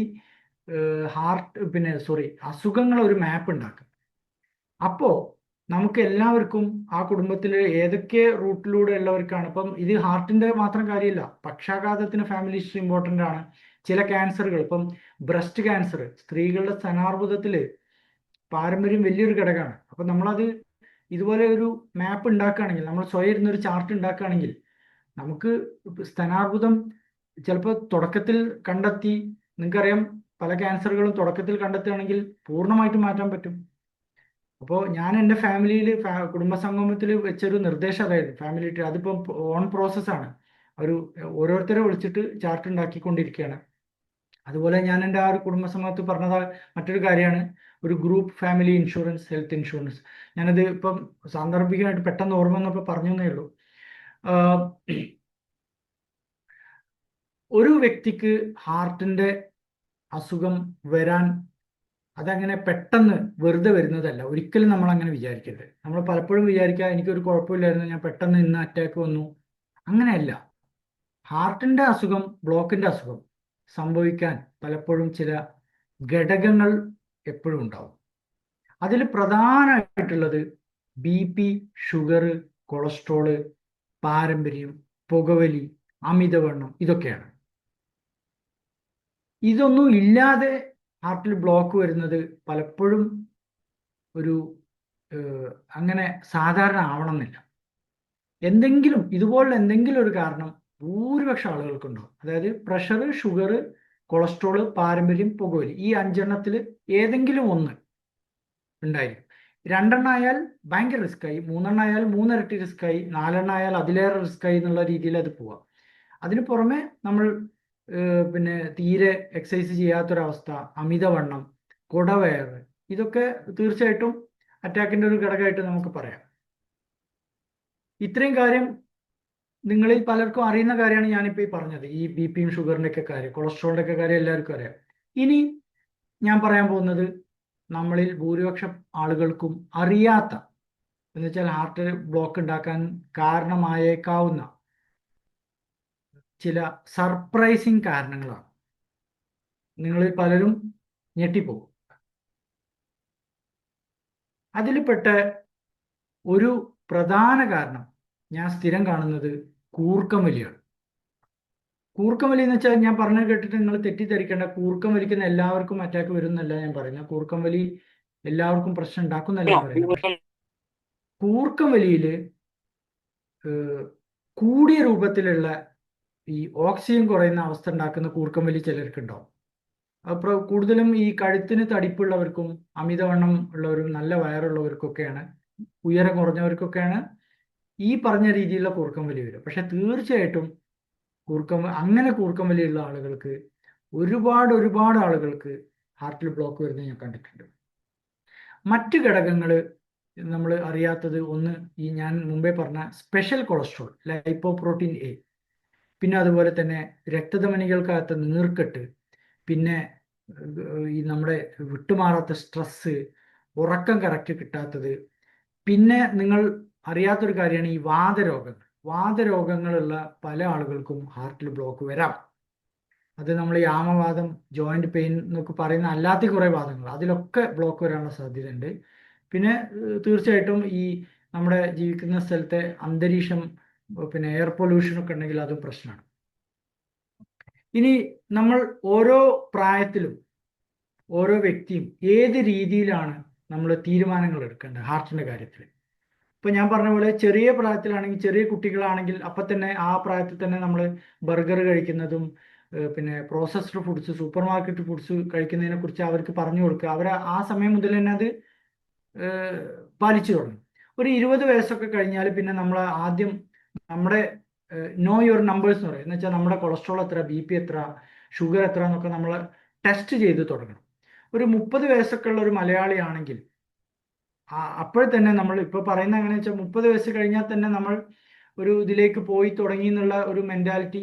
ഞാനിത് പേടിപ്പിക്കാൻ വേണ്ടിയിട്ട് പറയല്ല, പലരും അങ്ങനെ തെറ്റിദ്ധരിക്കണ്ട. പക്ഷെ നമ്മളൊരു എപ്പോഴും വിജിലൻ്റ് ആയിരിക്കുന്നത് നന്നായിരിക്കും. ഒരു 40 വയസ്സ് കഴിഞ്ഞാൽ നമ്മൾ ടെസ്റ്റുകൾ ചെയ്തു തുടങ്ങാം. വേണമെങ്കിൽ അറ്റാക്ക് തടയാനുള്ള സ്റ്റാറ്റിൻ പോലുള്ള മരുന്നുകൾ കഴിച്ചു തുടങ്ങാം. 40 വയസ്സിന് ശേഷം അത്യാവശ്യം സ്റ്റാൻഡേർഡ് രൂപത്തിൽ തന്നെ നമ്മൾ ടെസ്റ്റുകൾ ചെയ്തു തുടങ്ങേണ്ടി വരും. ഒരു കാഷ്വൽ ആയിട്ടുള്ള ഹെൽത്ത് ചെക്കപ്പ് അല്ല, ഒരു ടാർഗറ്റഡ് ആയിട്ട് ഹാർട്ടിന് വേണ്ടി മാത്രമായിട്ടുള്ള ടെസ്റ്റുകളൊക്കെ ചെയ്യുന്നതാണ്. ഒരു 50 വയസ്സൊക്കെ കഴിയുമ്പോഴേക്ക് പല ആളുകൾക്കും ആൾറെഡി ഹാർട്ടിൽ ഇതുപോലെ സൈലന്റ് ആയിട്ടൊക്കെ ആയിട്ടുള്ള പിന്നെ ഇതൊക്കെ അടിഞ്ഞു കൂടിയിട്ടുണ്ടാവും. അപ്പൊ അതൊക്കെ മാനേജ് ചെയ്ത് ഇങ്ങനെ പോവാന്നുള്ളതാണ്. കാരണം അപ്പോഴേക്ക് പ്രിവെൻഷന്റെ സ്റ്റേജ് കഴിഞ്ഞു പോയിട്ടുണ്ടാവും. നമ്മൾ ഉള്ളത് മാനേജ് ചെയ്യുക എന്നുള്ള രീതിയിലേക്ക് മാറും. ഇനി ഈ ഹാർട്ടിന്റെ അസുഖങ്ങളുടെ ലക്ഷണങ്ങളെ കുറിച്ച് നമുക്ക് സിമ്പിളായിട്ടൊന്ന് പറയാം. നമ്മൾ എപ്പോഴും ഹാർട്ട് അറ്റാക്ക് എന്ന് കേൾക്കുമ്പോൾ നമ്മുടെ മൈൻഡിൽ ഈ സിനിമാറ്റിക് രീതിയിലുള്ളൊരു അറ്റാക്കാണ് മൈൻഡിൽ വരിക. പെട്ടെന്ന് നെഞ്ചുവേദന വരുന്നു, ശരീരമാകെ വിയർക്കുന്നു, തല കറങ്ങുന്നു, സോഫയിലേക്ക് വീഴുന്നു, അല്ലെങ്കിൽ ആളുകൾ നമ്മൾ എടുത്തു കൊണ്ടുപോകുന്നു. നിങ്ങളറിയോ ഈ പറഞ്ഞ രീതിയിലുള്ളൊരു ഹാർട്ട് അറ്റാക്ക് വെറും 30% കേസിലേ ഉണ്ടാവുള്ളൂ. ബാക്കി 70% ഈ രൂപത്തിലേ അല്ല ഉണ്ടാവും. അതുകൊണ്ടാണ് നമ്മൾ ലക്ഷണങ്ങൾ പലപ്പോഴും തിരിച്ചറിയപ്പെടാതെ പോകുന്നത്. അപ്പോൾ ഈ ബാക്കിയുള്ള 70% ഏത് രീതിയിലാണ് ഹാർട്ടിന്റെ ലക്ഷണങ്ങൾ വരിക? അതിൽ വളരെ സാധാരണയായിട്ട് കാണുന്ന ഒന്ന് ഈ ഞാൻ മുമ്പേ പറഞ്ഞ താടിയെല്ലിന്റെ അസ്വസ്ഥത, അതല്ലെങ്കിൽ പല്ലില് വേദന. എന്ന് വെച്ചാൽ എല്ലാ പല്ലുവേദനയും ഹാർട്ടിന്റെ എന്നല്ല ഞാൻ പറയുന്നത്. പല്ലുവേദന ഉള്ളവരൊക്കെ കാർഡിയോളജിസ്റ്റിനെ കാണിക്കണം എന്നുമല്ല ഞാൻ പറയുന്നത്. നമ്മൾ ഇളകി നടക്കുന്ന സമയത്ത്, കയറ്റൊക്കെ കയറുന്ന സമയത്ത്, ആ സമയത്ത് മാത്രം നമുക്ക് തൊണ്ടയിലോ താടിയിലോ ഒരു അസ്വസ്ഥത ഫീൽ ചെയ്യുന്നുണ്ടെങ്കിൽ അത് തീർച്ചയായിട്ടും ഹാർട്ടിൽ നിന്ന് വരുന്നൊരു പെയിനാണ്. പലപ്പോഴും ഇതുപോലുള്ള അസ്വസ്ഥത വരുമ്പോൾ ഡെന്റിസ്റ്റിന്റെ അടുത്തോ ENT ഡോക്ടറെ അടുത്തൊക്കെ പോയിട്ട് സമയം നഷ്ടപ്പെടുത്തി അറ്റാക്ക് വരുന്നവരെ ഒരുപാട് ഞാൻ റിയൽ ലൈഫിൽ കണ്ടിട്ടുണ്ട്. പിന്നെ ഒരു ലക്ഷണം, നമുക്കൊരു വിശദീകരിക്കാൻ കഴിയാത്ത ക്ഷീണം, കുറച്ച് ദിവസങ്ങളായിട്ട് ഭയങ്കര കടുത്ത ക്ഷീണം. മറ്റൊരു ലക്ഷണം ഈ ബാക്കിൽ വേദന വരിക, അതല്ലെങ്കിൽ ഷോൾഡറിൽ വേദന വരിക. പിന്നെ വളരെ സാധാരണയായിട്ട് കാണുന്നതാണ് ഗ്യാസ് പോലെ വരിക. ഗ്യാസ് പോലെ തന്നെ വരും. ഒരു കൺഫ്യൂഷനും ഞങ്ങൾ ഡോക്ടർക്ക് പോലും തോന്നില്ല അത് ഗ്യാസാന്ന് തന്നെ ഞങ്ങൾ പോലും പറഞ്ഞു പോകുന്ന രീതിയിലുള്ള പെയിന്, അസ്വസ്ഥതകൾ ഹാർട്ട് അറ്റാക്കിൻ്റെതായിട്ട് കാണും. പിന്നെ വരുന്ന ഒന്നാണ് ഈ കിതപ്പായിട്ട് ഫീൽ ചെയ്യുക. പിന്നെ ചില ആളുകൾക്ക് ഹാർട്ടിന്റെ ബീറ്റ് കൂടും, ഇടിപ്പ് പോലെ തോന്നും. പിന്നെ മറ്റു ചിലർക്ക് അറ്റാക്ക് സംഭവിക്കുമ്പം ഒരു വല്ലാത്ത ഓക്കാനം, ഛർദി, തലകറക്കം, മേല് വിയർക്കുക, ഇതൊക്കെ നമ്മൾ കാണാറുണ്ട്. ഇനി സ്ത്രീകൾ പ്രത്യേകിച്ച് ശ്രദ്ധിക്കേണ്ട ഒരു കാര്യമുണ്ട്. സ്ത്രീകളുടെ ഹാർട്ടിലെ ബ്ലോക്കിന്റെ ലക്ഷണങ്ങൾ ഒരുപാട് പ്രശ്നമുണ്ടാകും. നമ്മൾ ഈ സാധാരണ കാണുന്ന പോലെയല്ല സ്ത്രീകൾക്ക് ഭൂരിപക്ഷം ആളുകൾക്കും വരിക. അവർക്ക് ഞാൻ ഈ പറഞ്ഞ പോലെ വേദന ഉണ്ടാവുകയില്ല. ഭൂരിപക്ഷം ആളുകൾക്ക് അവർക്ക് ക്ഷീണം, താടിയെല്ലിലെ വേദന, ബാക്ക് വേദന, പിന്നെ ചിലർക്ക് ഡിപ്രഷൻ ആയിട്ടൊക്കെ വരിക. അപ്പോൾ ഈ സ്ത്രീകൾക്ക് ഹാർട്ടിന്റെ ബ്ലോക്ക് വരുമ്പോൾ ഈ ലോകത്ത് തന്നെ നടന്ന പഠനങ്ങളിൽ ഇതിപ്പം കേരളത്തിലെ ഇന്ത്യയിൽ നിന്ന് മാത്രമല്ല അമേരിക്കയിൽ പോലും പഠനങ്ങൾ കാണിക്കുന്നത് സ്ത്രീകളുടെ അറ്റാക്ക് പലപ്പോഴും തിരിച്ചറിയപ്പെടുന്നില്ല. അതുകൊണ്ട് തന്നെ അറ്റാക്ക് തിരിച്ചറിഞ്ഞാൽ മാത്രമാണ് ശരിക്കും നമുക്ക് കറക്റ്റ് സമയത്ത് ചികിത്സ കിട്ടുക, അല്ലേ? നമ്മൾ ആശുപത്രിയിലൊക്കെ അപ്പോഴല്ലേ പോവുള്ളൂ. സ്ത്രീകൾക്ക് ഇത് സംഭവിക്കാത്തത് കാരണം അവർ പലപ്പോഴും വീട്ടിൽ വെച്ചിട്ട് തന്നെ അവർക്ക് പ്രശ്നങ്ങൾ വരികയാണ്. അതല്ലെങ്കിൽ അവർ ഈ പിന്നെ കറക്റ്റ് സമയത്ത് കണ്ടുപിടിക്കാത്തതുകൊണ്ട് അവർ ഹാർട്ടിന്റെ പമ്പിങ് ശക്തി കുറഞ്ഞു പോവാണ്. അപ്പൊ അതുകൊണ്ട് നമ്മുടെ വീട്ടിലുള്ള സ്ത്രീകളുടെ ലക്ഷണങ്ങൾ നമ്മൾ റീഡ് ചെയ്യുന്നു, പ്രത്യേകിച്ച് പ്രായം ചെന്ന നമ്മുടെ അമ്മമാരുടെയൊക്കെ ലക്ഷണങ്ങൾ പലപ്പോഴും ഈ ഹാർട്ടിൻ്റെത് നമ്മൾ വിചാരിക്കുന്ന പോലെയല്ല പുറത്തേക്ക് വരിക എന്നുള്ളത് നമ്മൾ മനസ്സിലാക്കുക. ഇനി ഒരു വ്യക്തിക്ക് ഹാർട്ടിന്റെ അറ്റാക്കോ അല്ലെങ്കിൽ പ്രശ്നങ്ങളോ വന്നു കഴിഞ്ഞാൽ ഞാൻ മുമ്പേ പറഞ്ഞൊരു വാക്കുണ്ട്, കറക്റ്റ് സമയത്ത് ചികിത്സിക്കുക എന്നുള്ളതാണ്. ആ സമയം, ആ ടൈം, അതിനൊരു പ്രാധാന്യം വരാനുണ്ടായ കാരണം എന്താണെന്ന് വെച്ചാൽ ഓരോ മിനിറ്റിലും 20 ലക്ഷം ഹൃദയത്തിലെ കോശങ്ങൾ നശിച്ചു പോകും. അറ്റാക്ക് വരുന്ന ഒരു വ്യക്തിക്ക് ആ സമയത്ത് ചികിത്സ കിട്ടിയിട്ടില്ലെങ്കിൽ, രക്തോട്ടം ഓക്സിജൻ കിട്ടിയിട്ടില്ലെങ്കിൽ 20 ലക്ഷം ഓരോ മിനിറ്റിലും പോകും. അപ്പം നമ്മളൊരു 40 മിനിറ്റ് ഒക്കെ കഴിഞ്ഞിട്ടാണ് ആശുപത്രിയിൽ എത്തുന്നെങ്കിൽ എത്ര കോശങ്ങൾ മരിച്ചു പോയിട്ടുണ്ടാവും. അതിൽ ഞെട്ടിക്കുന്ന കാര്യം എന്താ വെച്ചാൽ ഈ മരിച്ചു പോയ കോശങ്ങളെ എന്ത് ചെയ്താലും തിരിച്ചു കിട്ടൂല. ഇപ്പൊ നമുക്കറിയാം, നമ്മുടെ സ്കിന്ന് പോയാൽ സ്കിന്ന് റീജനറേറ്റ് ചെയ്യും, പുതിയ സ്കിന്ന് വരും. അതല്ലെങ്കിൽ ലിവർ, കരള് മുറിച്ച് നല്ലൊരു അംശം മാറ്റിയാലും പുതിയ കരൾ ഉണ്ടായി വരും. ഹാർട്ടിന് ആ ഒരു കപ്പാസിറ്റി ദൈവം കൊടുത്തിട്ടില്ല, പോയാൽ പോയതാണ്. അപ്പൊ നമ്മൾ വൈകിക്കും തോറും, ചികിത്സ കിട്ടാതാവും തോറും നമുക്ക് എന്നേക്കുമായി പെർമനന്റ് ഡാമേജ് വരികയാണ്. അങ്ങനെയുള്ളവർക്കാണ് പിന്നീട് ഒരുപാട് മരുന്ന് കഴിച്ച് അല്ലെങ്കിൽ പിന്നീട് ജോലിയിലേക്ക് തിരിച്ചു പോകാൻ പറ്റാത്ത അവസ്ഥ വരിക, ഹാർട്ട് ഫെയിലിയർ വരിക, പമ്പിങ് കുറയുക, അതൊക്കെ സംഭവിക്കാം. അപ്പൊ നമുക്ക് ഞാൻ ഈ പറഞ്ഞതിൻ്റെ ഒരു ഉദ്ദേശം എന്താണെന്ന് വെച്ചാൽ, നമുക്ക് ആർക്കെങ്കിലും നെഞ്ചിലൊരു അസ്വസ്ഥത, അതൊരു സംശയം, റിസ്ക് ഉള്ളതാണെന്ന് നമുക്ക് തോന്നുന്നുണ്ടെങ്കിൽ നമ്മൾ ചെയ്യേണ്ടത് സമയം നഷ്ടപ്പെടുത്തരുത്. ഒരു ഡോക്ടറെ അടുത്ത് പോവുക, അല്ലെങ്കിൽ അതിന് സൗകര്യമുള്ള സ്ഥലത്ത് പോവുക. ചിലപ്പോൾ പോയി കഴിഞ്ഞ് അത് ഗ്യാസ് ആയി എന്ന് നമുക്ക് സന്തോഷത്തോടെ തിരിച്ചു വരാം. പക്ഷേ നമ്മൾ സമയം നഷ്ടപ്പെടുത്തിയാൽ നമുക്ക് ലൈഫിൽ പിന്നെ ആരെ കൊണ്ടും അത് തിരിച്ചു തരാൻ പറ്റില്ല. അതിലും നമ്മൾ അറിയേണ്ട ഒരു കാര്യം എന്ന് വെച്ചാൽ, പല ആളുകളും എൻ്റെ അടുത്ത് വന്നിട്ട് വളരെ പ്രൗഡായിട്ട് അഭിമാനത്തോടെ പറയും, എനിക്ക് വേദന ഒന്നും അറ്റാക്ക് ആയിരുന്നു, ഞാൻ ഒറ്റയ്ക്ക് ഡ്രൈവ് ചെയ്താണ് ആശുപത്രിയിൽ പോയതെന്ന് പറയും. അത് അയാളുടെ ഭാഗ്യം എന്നേ ഞാൻ പറയുള്ളൂ. കാരണം അറ്റാക്ക് വരുന്നൊരു വ്യക്തി, അറ്റാക്കിൻ്റെ നെഞ്ചുവേദന പോലെ നമുക്ക് ഫീൽ ചെയ്യുന്നുണ്ടെങ്കിൽ ആ വ്യക്തി ഒരിക്കലും സ്വന്തം ഡ്രൈവ് ചെയ്യരുത്. കാരണം ഞാൻ മുമ്പേ പറഞ്ഞ പോലെ അറ്റാക്ക് നടക്കുന്ന സമയത്ത് ഹൃദയത്തിൻ്റെ ഇലക്ട്രിക്കൽ താളം തെറ്റൽ സഡൻ ആയിട്ട് വരാം, പെട്ടെന്ന് അയാളുടെ ബോധം നഷ്ടപ്പെടാം.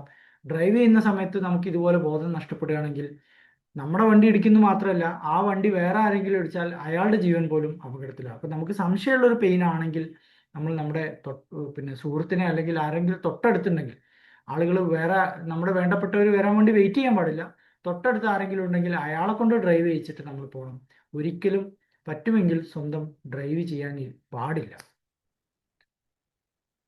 ഇനി ഹാർട്ടിന്റെ ഒരുപാട് ടെസ്റ്റുകൾ ഉണ്ടെന്ന് നമുക്ക് എല്ലാവർക്കും അറിയാം. പലരും പല ടെസ്റ്റും ECG, എക്കോ എന്നൊക്കെ കേട്ടിട്ടുണ്ടാവും.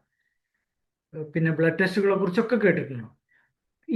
ഞാൻ ഇനി പറയാൻ പോകുന്ന ചില കാര്യങ്ങൾ നമ്മുടെ ഒരു നമുക്ക് തന്നെ ഈ ടെസ്റ്റുകളുടെ ഒരു ഉദ്ദേശം എന്താണെന്നും ഇതിൽ ഏത് ടെസ്റ്റ് ചെയ്യണമെന്നും നമുക്ക് തന്നെ സ്വയം തിരഞ്ഞെടുക്കാനും ലളിതമായ രീതിയിൽ ഒന്ന് ഗൈഡ് ചെയ്യാൻ വേണ്ടിയിട്ടാണ്. സാധാരണ നമ്മൾ ഹാർട്ടിന്റെ ഒരു ടെസ്റ്റ് ആലോചിക്കുമ്പോൾ ഏത് ഹെൽത്ത് ചെക്കപ്പിലും കൊളസ്ട്രോൾ ടെസ്റ്റ് ഉണ്ട്, അതുപോലെ മറ്റു കുറച്ച് ബ്ലഡ് ടെസ്റ്റുകളുണ്ട്. അതൊക്കെ ചെയ്യുന്നതിന് മുമ്പ് നമ്മൾ ആദ്യം അറിയേണ്ടത് ഈ ടെസ്റ്റുകൾ നമുക്ക് വേണോ വേണ്ടേ എന്നുള്ളതാണ്. അപ്പം ഇന്ന് ഞാൻ പറഞ്ഞുതരാൻ പോകുന്നത്, ഞാനിപ്പോൾ ഈ പറയാൻ പോകുന്ന ഇത് നമ്മൾ ഓരോരുത്തരും സ്വയം ചോദിക്കാം. ഞാൻ കുറച്ച് കാര്യങ്ങൾ എണ്ണി പറയും. ഇതിലേതെങ്കിലും നിങ്ങൾക്ക് ഉണ്ടെങ്കിൽ നിങ്ങൾക്ക് ടെസ്റ്റ് ചെയ്യാം. നിങ്ങൾ ടെസ്റ്റ് ചെയ്യേണ്ട ആ ഒരു കാറ്റഗറിയിൽ എത്തിപ്പെട്ടു. അതിലൊന്നാമത്തത്, നമ്മുടെ കുടുംബത്തിൽ ആർക്കെങ്കിലും ഹാർട്ടിൻ്റെ അസുഖം വന്നിട്ടുണ്ട്.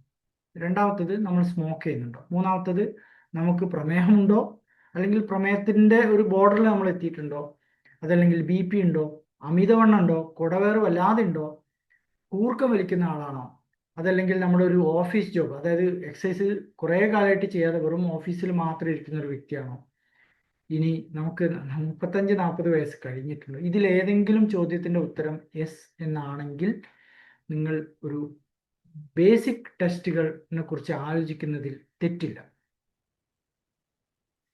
ബ്ലഡ് ടെസ്റ്റ് ആണ് നമ്മൾ എല്ലാവരും ആദ്യം ചെയ്യുക. അതിൽ തന്നെ കൊളസ്ട്രോൾ ടെസ്റ്റ് ചെയ്യണം. അപ്പോൾ അതിൽ ലൈപ്പിഡ് പ്രൊഫൈൽ ടെസ്റ്റ് ചെയ്യണം. എന്ന് വെച്ചാൽ ചീത്ത കൊളസ്ട്രോൾ, നല്ല കൊളസ്ട്രോൾ എന്നൊക്കെ വേർതിരിച്ചുള്ള ടെസ്റ്റ് തന്നെ നിർബന്ധമായിട്ടും ചെയ്യണം. ചില ആളുകൾ ടോട്ടൽ കൊളസ്ട്രോൾ ചെക്ക് ചെയ്യും, അതുകൊണ്ട് കാര്യമില്ല. രണ്ടാമത് നമ്മൾ എല്ലാവരും ചെയ്യേണ്ടത് ഷുഗർ ഇടയ്ക്കിടയ്ക്ക് നോക്കുക എന്നുള്ളതാണ്. കാരണം പ്രമേഹം ഏത് പ്രായത്തിലും ഏതൊരാൾക്കും എപ്പോൾ വേണമെങ്കിലും വരാം. അപ്പോൾ അതിൽ നമ്മൾ ചെയ്യുന്ന വിഡ്ഢിത്തം എന്താ വെച്ചാൽ പലപ്പോഴും ഈ ഫാസ്റ്റിംഗ് ഷുഗറും മറ്റും മാത്രം നോക്കിയാൽ പ്രമേയം കണ്ടെത്താൻ പറ്റണമെന്നില്ല. നമ്മൾ എപ്പോഴും 3 മാസത്തെ ആവറേജ് ഷുഗറായ HbA1c ഇടയ്ക്ക് ചെക്ക് ചെയ്യണം. പ്രത്യേകിച്ച് ഒരു 40 വയസ്സൊക്കെ കഴിഞ്ഞ ആളുകളാണെങ്കിൽ നിർബന്ധമായിട്ടും അത് ഒരു 5-6 മാസത്തിലൊരിക്കൽ ചെയ്ത് നോക്കാം. പിന്നെ നമ്മൾ എല്ലാവരും നോക്കേണ്ടത് കിഡ്നിയുടെ ഫങ്ഷനാണ്. കാരണം കിഡ്നിയും ഹൃദയം ബ്രദേഴ്സിനെ പോലെയാണ്. കിഡ്നിക്ക് അസുഖം വന്നാൽ ഹാർട്ടിന് പ്രശ്നം വരും, ഹാർട്ടിന് അസുഖം വന്നാൽ കിഡ്നിക്ക് പ്രശ്നം വരും. അതുകൊണ്ട് എല്ലാവരും കിഡ്നിയുടെ ബ്ലഡ് ടെസ്റ്റ് സിമ്പിളായിട്ട് ചെയ്ത് നോക്കുക. പിന്നെ തൈറോയ്ഡ് ഫങ്ഷൻ ഇടയ്ക്ക് നോക്കുന്നത് നന്നായിരിക്കും. എപ്പോഴും നോക്കേണ്ട ആവശ്യമില്ല, ഇടയ്ക്ക് വല്ലപ്പോഴും നോക്കുക. കാരണം പലപ്പോഴും കൊളസ്ട്രോള് കൂടാനുള്ള ഒരു കാരണം തൈറോയ്ഡ് പ്രശ്നങ്ങളാണ്. അതുകൊണ്ട് തന്നെ കൊളസ്ട്രോൾ ഉള്ള ഒരു വ്യക്തി കൊളസ്ട്രോളിന് നേരെ പോയിട്ട് ഗുളിക കഴിക്കാതെ ഈ തൈറോയ്ഡൊക്കെ നോക്കിയില്ല എന്ന് ഉറപ്പുവരുത്തൽ നിർബന്ധമാണ്. ഞാൻ ഈ പറഞ്ഞ ടെസ്റ്റുകളൊക്കെ നിങ്ങൾ കേട്ടിട്ടുള്ളതാണ്, മുമ്പേ പറഞ്ഞത്. ഇനി ഞാൻ പറയാൻ പോകുന്നത് കുറച്ചുകൂടെ അഡ്വാൻസ്ഡ് ആയിട്ടുള്ള ബ്ലഡ് ടെസ്റ്റുകളാണ്. ഇതെല്ലാം എല്ലാവരും ചെയ്യണം എന്നല്ല, പക്ഷേ ഇന്നടക്കം ഒരു പേഷ്യൻ്റ് എന്നോട് വന്ന് ചോദിച്ച ചോദ്യമാണ്, ഡോക്ടറെ ഇത്രയും പുതിയ പുതിയ ടെസ്റ്റുകൾ ഉണ്ടായിട്ടും എനിക്ക് അറ്റാക്ക് വന്ന സമയത്ത് ഒരു ഡോക്ടറും ഈ ടെസ്റ്റുകളെ കുറിച്ചൊന്നും എന്നോട് പറഞ്ഞു തന്നിട്ടില്ലല്ലോ. ആ പിന്നെ പേഷ്യൻ്റ് എൻ്റെ അടുത്ത് വേറൊരു കാർഡിയോളജിസ്റ്റ് ആൻജിയോപ്ലാസ്റ്റി ചെയ്തതിന് ശേഷം എൻ്റെ വീഡിയോ കണ്ടിട്ട് എൻ്റെ അടുത്തേക്ക് വന്നതാണ് ഇപ്പോൾ 6 മാസത്തിന് ശേഷം. അപ്പോൾ പുള്ളിയുടെ സങ്കടമാണ്, ഇതുപോലുള്ള ടെസ്റ്റുകളൊന്നും പുള്ളിക്ക് പിന്നെ ആരും പറഞ്ഞു കൊടുത്തില്ലല്ലോ എന്നുള്ളത്. അപ്പോൾ അങ്ങനെയുള്ള ടെസ്റ്റുകളിൽ വരുന്ന ഒന്നാണ് ലൈപ്പോപ്രോട്ടീൻ എ. ഇതൊരു ജനിതകപരമായിട്ടുള്ള കൊളസ്ട്രോൾ ആണ്. നല്ലൊരു ശതമാനം മലയാളികൾക്കും നിർഭാഗ്യവശാൽ ഈ പറഞ്ഞ കൊളസ്ട്രോൾ ഉണ്ട്. അത് നമ്മൾ തിരിച്ചറിയുന്നില്ല, സാധാരണ കൊളസ്ട്രോളിൽ കാണുന്നില്ല. ഈ പ്രത്യേക കൊളസ്ട്രോൾ ഒരു ഒട്ടിപ്പിടിക്കുന്ന കൊളസ്ട്രോൾ, ഒരു പശ പോലെയാണ്. ഇത് ഹാർട്ട് അറ്റാക്ക് സാധ്യത കൂട്ടുന്നുണ്ട്, ചെറുപ്പക്കാരിൽ തന്നെ പക്ഷാഘാത സാധ്യതയും കൂട്ടുന്നുണ്ട്. നിർഭാഗ്യവശാൽ ഇതിന് മരുന്നില്ലാത്തതുകൊണ്ട് ഇത് എന്തിനു ടെസ്റ്റ് ചെയ്യണമെന്ന് പലരും ചോദിക്കാറുണ്ട്. അങ്ങനെ ചോദിക്കുന്നതിൽ വലിയ അർത്ഥമൊന്നുമില്ല. കാരണം നമ്മൾ ഇങ്ങനെ ഇതുപോലുള്ള പ്രശ്നങ്ങൾ ഉണ്ടെന്ന് അറിഞ്ഞു കഴിഞ്ഞാൽ നമുക്ക് കുറച്ചുകൂടെ ലൈഫ് സ്റ്റൈൽ ചേഞ്ച് ചെയ്യാൻ സാധിക്കും. ഈ ലൈപ്പോപ്രോട്ടീൻ എ ബ്ലഡ് ടെസ്റ്റ് നിങ്ങൾ അറിയേണ്ട കാര്യം എന്ന് വെച്ചാൽ ഇത് ഇടയ്ക്കിടയ്ക്ക് ചെയ്യുന്ന ടെസ്റ്റ് അല്ല. ഏതൊരു വ്യക്തിയും ലൈഫിൽ ഒരേ ഒരു പ്രാവശ്യം മാത്രമേ ഈ ടെസ്റ്റ് ചെയ്യേണ്ടുള്ളൂ. ആ ടെസ്റ്റ് ഒരു പ്രാവശ്യം ചെയ്യുക, ഉണ്ടെങ്കിലുണ്ട്, ഇല്ലെങ്കിലില്ല, വീണ്ടും റിപ്പീറ്റ് ചെയ്യേണ്ട. ഇതിന് പിന്നെ ഇതിൻ്റെ അളവ് കൂടുതലാണെങ്കിൽ പുതിയ മരുന്നുകളൊക്കെ വൈകാതെ 1-2 വർഷം കൊണ്ട് വരുന്നുണ്ട്. ഇപ്പോൾ ഇതിന് ട്രീറ്റ്മെൻ്റ് ഇല്ല. രണ്ടാമത് നമ്മൾ എല്ലാവരും ചെയ്യേണ്ട ഒരു കാര്യമാണ് ഹൈ സെൻസിറ്റിവിറ്റി CRP ടെസ്റ്റ്. നമ്മുടെ ശരീരത്തിലുള്ള രക്തധമനികൾക്കകത്ത് മൈലുകളോളം നീളമുള്ള രക്തധമനികളുടെ ഉള്ളിലുള്ള തൊലിയിൽ നീർക്കെട്ട് സംഭവിക്കുന്നതാണ് യഥാർത്ഥത്തിൽ നമ്മൾക്ക് ഹാർട്ട് അറ്റാക്കും സ്ട്രോക്കും ഒക്കെ വരാനുള്ള കാരണം. ഈ നീർക്കെട്ട് സ്കാനിങ്ങിലൊന്നും മനസ്സിലാവില്ല. ഇത് തിരിച്ചറിയാനുള്ള ഏറ്റവും സിമ്പിളായിട്ടുള്ള ഏറ്റവും ചെലവ് കുറഞ്ഞ ഒരു ടെസ്റ്റാണ് ഹൈ സെൻസിറ്റിവിറ്റി CRP. ഇത് നമ്മളെല്ലാവരും വർഷത്തിലൊരിക്കൽ നിർബന്ധമായിട്ടും ചെയ്യണം. പിന്നെ മൂന്നാമത്തെ ടെസ്റ്റാണ് ഹോമോസിസ്റ്റീൻ എന്ന് പറയുന്നത്. ഈ ഹോമോസിസ്റ്റീൻ പ്രശ്നങ്ങൾ ഉണ്ടെങ്കിൽ രക്തം പെട്ടെന്ന് കട്ട പിടിക്കാനുള്ള സാധ്യത കൂടും. ഈ ടെസ്റ്റ് എല്ലാവരും ചെയ്യേണ്ട ആവശ്യമില്ല. ചെറുപ്രായത്തിൽ ഹാർട്ടിൽ അസുഖങ്ങൾ വരുന്നവർക്ക് നമ്മൾ നിർബന്ധമായിട്ടും ചെയ്യാറുണ്ട്. അതുപോലെ തന്നെ ശുദ്ധമായ പ്യുവർ വെജിറ്റേറിയൻസിന് എപ്പോഴും ഈ ഹോമോസിസ്റ്റീൻ്റെ പ്രശ്നം ഉണ്ടാകാനുള്ള സാധ്യതയുണ്ട്. കാരണം പ്യുവർ വെജിറ്റേറിയൻസിൽ വൈറ്റമിൻ B12 എന്ന് പറയുന്ന വൈറ്റമിൻ കുറവാകുന്നത് കാരണം ഈ ഹോമോസിസ്റ്റീൻ്റെ പ്രശ്നങ്ങൾ വരും. നാലാമത്തതാണ് ApoB എന്നാണ് ഇതിന് പറയാം. ഇത് സത്യത്തിൽ ചീത്ത കൊളസ്ട്രോൾ തന്നെയാണ്. നമ്മുടെ സാധാരണ നമ്മൾ പറയുന്ന LDL എന്ന് പറയുന്ന ചീത്ത കൊളസ്ട്രോളിനെ തന്നെ നമ്മളൊരു സൂക്ഷ്മമായി നിരീക്ഷിക്കുന്ന ആ ചീത്ത കൊളസ്ട്രോളിനകത്ത് ഏറ്റവും ഡേഞ്ചറസ് ആയിട്ടുള്ള സാധനത്തെ ഐഡന്റിഫൈ ചെയ്യാനുള്ളൊരു ടെസ്റ്റാണ് ApoB. ഇതും നമ്മൾ ഇടയ്ക്ക് ചെയ്യുന്നത് നല്ലതാണ്. പിന്നെ നമ്മൾ ഈ BNP എന്നൊക്കെ പറയുന്ന ടെസ്റ്റുകളുണ്ട്. ഇത് എല്ലാവരും ചെയ്യേണ്ട യാതൊരു ആവശ്യമില്ല. ഇത് ഹാർട്ട് ഫെയിലിയർ, പമ്പിങ്ങിൻ്റെ പ്രശ്നം തിരിച്ചറിയാൻ ഞങ്ങൾ ഡോക്ടേഴ്സ് ഉപയോഗിക്കുന്ന ഒരു ടെസ്റ്റാണ്. ഇത് നിങ്ങൾ പോയിട്ട് ലാബിൽ പോയിട്ട് ഒരിക്കലും അഡ്വൈസ് ചെയ്യണമെന്ന് ഞാൻ പറയില്ല. ഹാർട്ട് പമ്പിങ് കുറഞ്ഞ വ്യക്തികൾ നിങ്ങളിൽ ഉണ്ടെങ്കിൽ അവർ ഇത് ഇടയ്ക്ക് ചെയ്യുന്നത് നന്നായിരിക്കും. നോർമൽ ആളുകൾ വെറുതെ പോയിട്ട് ഈ ടെസ്റ്റ് ചെയ്യേണ്ട ആവശ്യമില്ല. പിന്നെ യൂറിക് ആസിഡ്, ഇത് നമ്മളൊക്കെ സാധാരണ ചെയ്യുന്നതാണ്. പക്ഷേ ആളുകൾക്ക് യൂറിക് ആസിഡ് എന്ന് പറയുമ്പോൾ ജോയിന്റ് വേദനയും ചില ആളുകൾക്ക് കിഡ്നിയുടെ കല്ല് മാത്രമേ ഓർമ്മ ഉണ്ടാവുള്ളൂ. പക്ഷേ യൂറിക് ആസിഡ് തീർച്ചയായിട്ടും ഹാർട്ടിന് റിസ്ക് കൂട്ടുന്ന ഒരു കാര്യമാണെന്ന് നമ്മൾ തിരിച്ചറിയാം. അതുകൊണ്ട് തന്നെ യൂറിക് ആസിഡ് ഇടയ്ക്ക് നോക്കുന്നത് നന്നായിരിക്കും. ഇനി ഏതൊക്കെ ടെസ്റ്റുകളാണ് സാധാരണഗതിയിൽ നമ്മൾ ഹാർട്ട് സംബന്ധമായിട്ട് ചെയ്യുന്നത്? ഇതിൽ ഞാൻ ECGയെ കുറിച്ച് കൂടുതൽ പറയുന്നില്ല, കാരണം ECG വളരെ ബേസിക് ആയിട്ട് നമുക്കെല്ലാം എല്ലായിടത്തും ലഭ്യമായിട്ടുള്ള ഒരു സിമ്പിൾ ടെസ്റ്റാണ്. പക്ഷേ ECGയുടെ ഏറ്റവും വലിയ പ്രശ്നം എന്താണെന്ന് വെച്ചാൽ ബ്ലോക്ക് ഉള്ളതൊന്നും അതിൽ മനസ്സിലാവില്ല. നോർമൽ ഹാർട്ട് ഉള്ളൊരു വ്യക്തിക്കും ചിലപ്പോൾ ECGയിൽ വലിയ പ്രശ്നങ്ങൾ കാണിക്കും. അത് നേരെ മറിച്ച് ഹാർട്ടിൽ ബ്ലോക്ക് ഉള്ള ഒരു വ്യക്തിക്കും പലപ്പോൾ ECG നോർമലായിട്ട് കാണിക്കും. അപ്പോൾ ഭയങ്കര തെറ്റിദ്ധാരണ ഉണ്ടാവും. പലപ്പോഴും പല ആളുകളും ECG എടുത്ത് നോർമലാന്ന് പറഞ്ഞിട്ട് എൻ്റെ ഹാർട്ട് നോർമലാണെന്ന്, ഞാനിപ്പോൾ മുമ്പ് പിന്നെ ഒരു സംഭവം നിങ്ങളോട് ഷെയർ ചെയ്തല്ലോ, ആ വ്യക്തിക്ക് പോലും അതാണ് സംഭവിച്ചത്. അപ്പോൾ അതുകൊണ്ട് തന്നെ എന്താണ് ECGയുടെ ഉപയോഗം എന്ന് വെച്ചാൽ, ഞങ്ങൾ ഡോക്ടർമാർക്ക് അറ്റാക്ക് നടക്കുന്ന ആ നിമിഷങ്ങളിൽ മാത്രം അത് അറ്റാക്ക് കാണിച്ചു തരും. അത് മാത്രമാണ് ECGയുടെ ഒരു ഉപയോഗം. അതല്ലാത്ത സമയത്തൊന്നും വെറുതെ പോയിട്ട് ECG എടുത്താൽ ആർക്കും ഒരു കാര്യമില്ല. പിന്നെ എക്കോ എന്ന് പറയുന്ന ടെസ്റ്റിനെ കുറിച്ച് നിങ്ങൾ കേട്ടിട്ടുണ്ടാവും. ഇത് ഒരു സ്കാനിങ് ആണ്, ചെറിയ സിമ്പിൾ ആയിട്ടുള്ള സ്കാനിങ് ആണ്. ഇതിനകത്ത് നമുക്ക് ഹൃദയത്തിന് അകത്ത് നടക്കുന്ന കാര്യങ്ങൾ ഞങ്ങൾ ഡോക്ടേഴ്സിന് കണ്ണുകൊണ്ട് കാണാൻ പറ്റും. ഹൃദയത്തിനകത്ത് രക്തം ഒഴുകുന്നത് കാണും. ഹൃദയത്തിനകത്തുള്ള വാൽവുകൾ അത് തുറക്കുന്നതും അടക്കുന്നതും കാണാൻ പറ്റും. ഹൃദയ മാംസപേശികളെ കാണാൻ പറ്റും.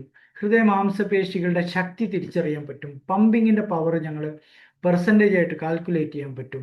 ഇങ്ങനെ ഒരുപാട് ഉപകാരങ്ങൾ എക്കോ ടെസ്റ്റിലുണ്ട്. പക്ഷേ ഹാർട്ടിന്റെ ബ്ലോക്ക് എക്കോ ടെസ്റ്റിൽ കാണാൻ പറ്റുമെന്ന് വെച്ചാൽ ഒരിക്കലും കാണാൻ പറ്റില്ല. അപ്പോൾ ഹാർട്ടിന്റെ ബ്ലോക്ക് അറിയാനുള്ള ഏറ്റവും എളുപ്പമാർഗം എന്താണ്? അതാണ് TMT ടെസ്റ്റ് അഥവാ സ്ട്രെസ് ടെസ്റ്റ്. ഇത് നമ്മൾ പിന്നെ ഒരു മെഷീനകത്ത് ഒരു വ്യക്തിയെ ഒരു 4-5 മിനിറ്റ് അല്ലെങ്കിൽ ഒരു 10 മിനിറ്റ് ഓടിപ്പിക്കും. അപ്പോൾ ഒരു വ്യക്തിയുടെ ഹൃദയത്തിൽ ബ്ലോക്ക് ഒളിഞ്ഞു കിടക്കുന്നുണ്ടെങ്കിൽ ഈ ഓടുന്ന സമയത്ത് അത് പുറത്തേക്ക് ചാടും. അതിൻ്റെ ലക്ഷണങ്ങൾ, അതല്ലെങ്കിൽ അതിൻ്റെ ECG മാറ്റങ്ങൾ ഓടുമ്പോൾ പുറത്തേക്ക് ചാടും. ഇത് കണ്ടാൽ എന്ന് വെച്ചാൽ ഈ TMT എടുക്കുന്ന സമയത്ത് ECG കണ്ടാൽ ഞങ്ങൾ കാർഡിയോളജിസ്റ്റുകൾക്ക് ഈ വ്യക്തിക്ക് ഉള്ളിൽ ബ്ലോക്ക് ഒളിഞ്ഞു കിടക്കുന്നുണ്ടോ എന്നുള്ളത് നമുക്ക് മനസ്സിലാവും. അപ്പോൾ ഈ ടെസ്റ്റ് ആരാണ് ചെയ്യേണ്ടത്? നിങ്ങളിൽ പലരും ഇന്ന് വളരെ തീർച്ചയായിട്ടും ചോദിക്കാൻ സാധ്യതയുള്ള ചോദ്യത്തിൻ്റെ ഉത്തരമാണ് ഈ TMT ടെസ്റ്റ്. അതായത്, ഡോക്ടറെ, എനിക്ക് ഹാർട്ടിൻ്റെ ബ്ലോക്ക് ഉണ്ടാവാൻ സാധ്യതയുണ്ടോ, എനിക്കൊരു ലക്ഷണമില്ല, അതറിയാനുള്ള ടെസ്റ്റ് എന്താണെന്നുള്ളതിൻ്റെ ഉത്തരം TMT ടെസ്റ്റാണ്. TMT ടെസ്റ്റ് ഏതൊരു വ്യക്തിക്കും ഒരു 35 വയസ്സ് 40 വയസ്സിന് ശേഷം ഒരിക്കൽ ചെയ്യുന്നതിൽ തെറ്റില്ല. ഒരു 45 വയസ്സ് 50 വയസ്സൊക്കെ കഴിഞ്ഞാൽ TMT ടെസ്റ്റ് വർഷത്തിലൊരിക്കൽ ചെയ്തുകൊണ്ടേയിരിക്കും. അപ്പോൾ നമുക്ക് ഹാർട്ട് സേഫ് ആക്കാൻ സാധിക്കും. ഇനി ഷുഗറോ പ്രഷറോ കൊളസ്ട്രോളോ പാരമ്പര്യമുള്ള വ്യക്തിയാണെങ്കിൽ നിർബന്ധമായിട്ടും 45 വയസ്സിന് ശേഷം ഓരോ വർഷവും നാട്ടിൽ നിന്ന് ഗൾഫിൽ നിന്ന് നാട്ടിൽ ലീവിൽ വരുന്ന സമയത്ത് സിമ്പിളായിട്ടുള്ള ഈ ഒരു TMT ടെസ്റ്റ് ചെയ്തുകൊണ്ടേയിരിക്കും. പിന്നെ നമ്മൾ ഹൃദയത്തിൻ്റെ മിടിപ്പിൻ്റെയും ഇലക്ട്രിസിറ്റിയുടെ പ്രശ്നങ്ങളും തിരിച്ചറിയാൻ സാധിക്കുന്ന ഒരു ടെസ്റ്റാണ് ഹോൾട്ടർ മോണിറ്റർ. ഇതൊരു നെഞ്ചിൽ ഒട്ടിക്കുന്ന ഒരു സ്റ്റിക്കറാണ്. ഈ സ്റ്റിക്കർ നമ്മൾ ഒട്ടിച്ചിട്ട് നമ്മൾ ആളെ വീട്ടിലേക്ക് വിടുകയാണ്. 3 ദിവസം ആ സ്റ്റിക്കർ അവിടെ ഉണ്ടാവും. ഹൃദയത്തിൽ നടക്കുന്ന കറണ്ടിൻ്റെ പ്രശ്നങ്ങൾ ഇത് ഒരു CCTV ക്യാമറ പോലെ റെക്കോർഡ് ചെയ്തുകൊണ്ടേയിരിക്കും. 3 ദിവസം കഴിയുമ്പോൾ നമ്മൾ ആ ഒരു റിപ്പോർട്ട് എടുത്ത് നോക്കുമ്പോൾ ഈ വ്യക്തിയുടെ ഹാർട്ടിനകത്ത് ഇലക്ട്രിക്കൽ പ്രശ്നങ്ങൾ എന്തൊക്കെയാണ് നടന്നു എന്നുള്ളതിൻ്റെ ഏകദേശം ഒരു ഐഡിയ നമുക്ക് കിട്ടും. പിന്നെ അത് ഈ ടെസ്റ്റ് നമ്മൾ ചെയ്യേണ്ടത് എല്ലാവരും ചെയ്യേണ്ട യാതൊരു ആവശ്യമില്ല. ഇത് ഡോക്ടർമാർ പറയുമ്പോൾ മാത്രമേ ചെയ്യാൻ പാടുള്ളൂ. ഇത് ചെയ്യുന്നത് തലകറക്കം വരുന്നവർ, ഹൃദയത്തിൻ്റെ മിടിപ്പ് കൂടുന്നവർ, അതല്ലെങ്കിൽ ഹാർട്ടിൻ്റെ ഇലക്ട്രിക്കൽ പ്രശ്നങ്ങളുണ്ടെന്ന് ഞങ്ങൾ ഡോക്ടർമാർക്ക് സംശയം തോന്നുന്നവരൊക്കെയാണ് ഈ ടെസ്റ്റ് ചെയ്യുക. ഇനി ഞാൻ പറയാൻ പോകുന്ന ഫൈനൽ ടെസ്റ്റാണ് CT കൊറോണറി കാൽഷ്യം സ്കോറിംഗ്. ഇത് വളരെ നല്ലൊരു ടെസ്റ്റാണ്, വളരെ അഡ്വാൻസ്ഡ് ആയിട്ടുള്ള ടെസ്റ്റാണ്. ഇപ്പോൾ കേരളത്തിൽ നല്ലൊരു ശതമാനം ആളുകൾ ഇതിനെക്കുറിച്ച് അറിവുള്ളവരാണ്. ഒരുപാട് ആളുകൾ ചെയ്യുന്നുണ്ട്. ഇതിൻ്റെ ഏറ്റവും വലിയ മെച്ചം എന്താണെന്ന് വെച്ചാൽ ഇത് ഭാവി പറഞ്ഞു തരും.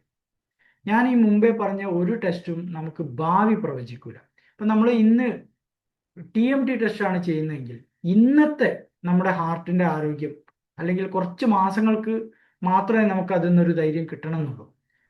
പക്ഷേ ഈ CT കാൽഷ്യം സ്കോറിങ് അങ്ങനെയല്ല. നമ്മൾ ആ ടെസ്റ്റ് ചെയ്ത് അതിലെ വാല്യൂ നോർമൽ ആണെങ്കിൽ 0 ആണെങ്കിൽ അടുത്ത 5-10 കൊല്ലത്തേക്ക് നമുക്ക് ഹാർട്ടിന്റെ അസുഖം വരാനുള്ള സാധ്യത വെറും 1-2% മാത്രമാണ്.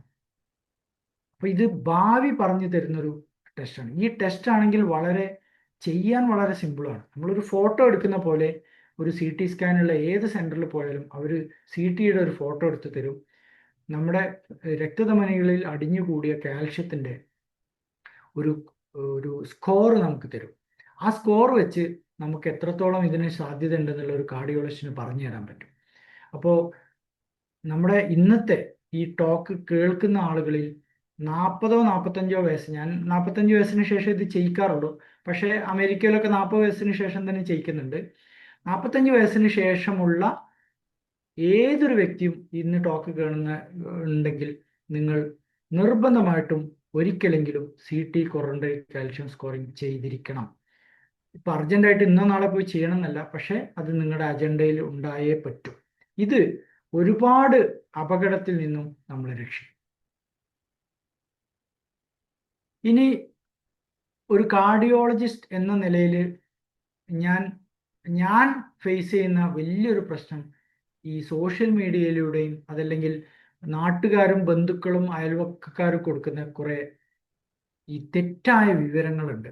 ഈ ആളുകളെ മിസ്ഗൈഡ് ചെയ്യുന്ന, അത് നിർഭാഗ്യവശാൽ വളരെ ചില ആളുകൾ വളരെ സിൻസിയർ ആയിട്ടായിരിക്കും ഈ ഉപദേശങ്ങൾ ഇപ്പം നമ്മുടെ നാട്ടുകാരൊക്കെ നമുക്ക് തരുന്നത്. അവരുടെ ആത്മാർത്ഥതയോടെ പറയുന്നതായിരിക്കും, പക്ഷെ അവരുടെ കേട്ടറിവൊക്കെ വെച്ചായതുകൊണ്ട് അതിൽ നമ്മൾ പലപ്പോഴും അബദ്ധത്തിൽ ചെന്ന് ചാടാറുണ്ട്. അത് ഞാൻ വളരെ എളുപ്പത്തിൽ പറഞ്ഞു പോകാം, ഡീറ്റെയിൽ ആയിട്ട് പറയേണ്ട ഒരു ആവശ്യം ഉണ്ടെന്ന് തോന്നുന്നില്ല. പലപ്പോഴും ടെസ്റ്റുകളെ കുറിച്ച് തെറ്റായ വിവരങ്ങൾ പറഞ്ഞു കൊടുക്കും. പലപ്പോഴും ഈ ആൾട്ടർനേറ്റീവ് ട്രീറ്റ്മെന്റ്സ്, ഇപ്പോൾ ബ്ലോക്ക് ഒക്കെ വന്നാൽ സ്റ്റെന്റ് തന്നെ ബൈപ്പാസ് ചെയ്യേണ്ട ആവശ്യമില്ല. മറ്റേ നമ്മുടെ അപ്പുറത്തെ വീട്ടുകാരൻ തിരുവനന്തപുരത്ത് പോയിട്ട് ആ ചികിത്സ ചെയ്തു, ഇപ്പോഴും അയാൾക്കൊരു കുഴപ്പമില്ല, ഇങ്ങനെയൊക്കെ പറഞ്ഞിട്ട് ഇതിൽ നമ്മൾ മനസ്സിലാക്കേണ്ട കാര്യം എന്താ വെച്ചാൽ ഓരോ വ്യക്തിയുടെയും അസുഖം ഡിഫറെൻ്റ് ആണ്.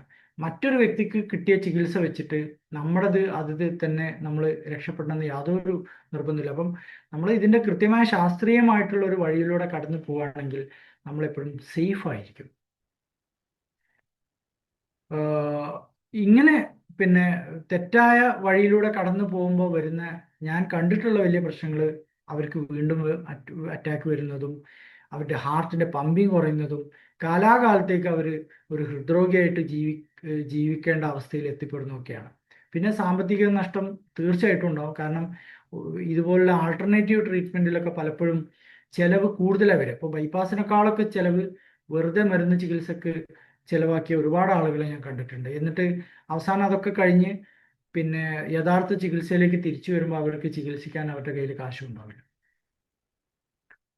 ഇനി നമ്മൾ ഏകദേശം നമ്മുടെ ഇതിലേക്ക് ഇനി ക്വസ്റ്റ്യൻ ആൻസറിലേക്ക് പോകാമെന്ന് എനിക്ക് തോന്നുന്നു. എനിക്കൊരു മെസ്സേജ് പറയാനുള്ളത്, എൻ്റെ റോൾ ഇന്നത്തെ ഒരു 3 മിനിറ്റിൽ ഏകദേശം ചിലപ്പോൾ കഴിയും. പക്ഷേ നമ്മളൊരു മാറ്റം, ഈ അറിവിലൂടെ ഒരു മാറ്റം കൊണ്ടുവരണമെങ്കിൽ അതൊരു സംഘടനക്ക് മാത്രമേ പലപ്പോഴും സാധിക്കുകയുള്ളൂ. ഒരു കമ്മ്യൂണിറ്റിയിലെ ഒരു മാറ്റം എപ്പോഴും വരുന്നത് ആ കമ്മ്യൂണിറ്റിയിലെ ആളുകൾ സ്വയം തീരുമാനിക്കുമ്പോഴാണ്. അപ്പോൾ എൻ്റെ ഒരു സജഷൻ എന്താണെന്ന് വെച്ചാൽ, നമ്മുടെ ഓരോരുത്തരും അല്ലെങ്കിൽ നമ്മുടെ സംഘടന ഒരു എയിം ഉണ്ടാക്കണം.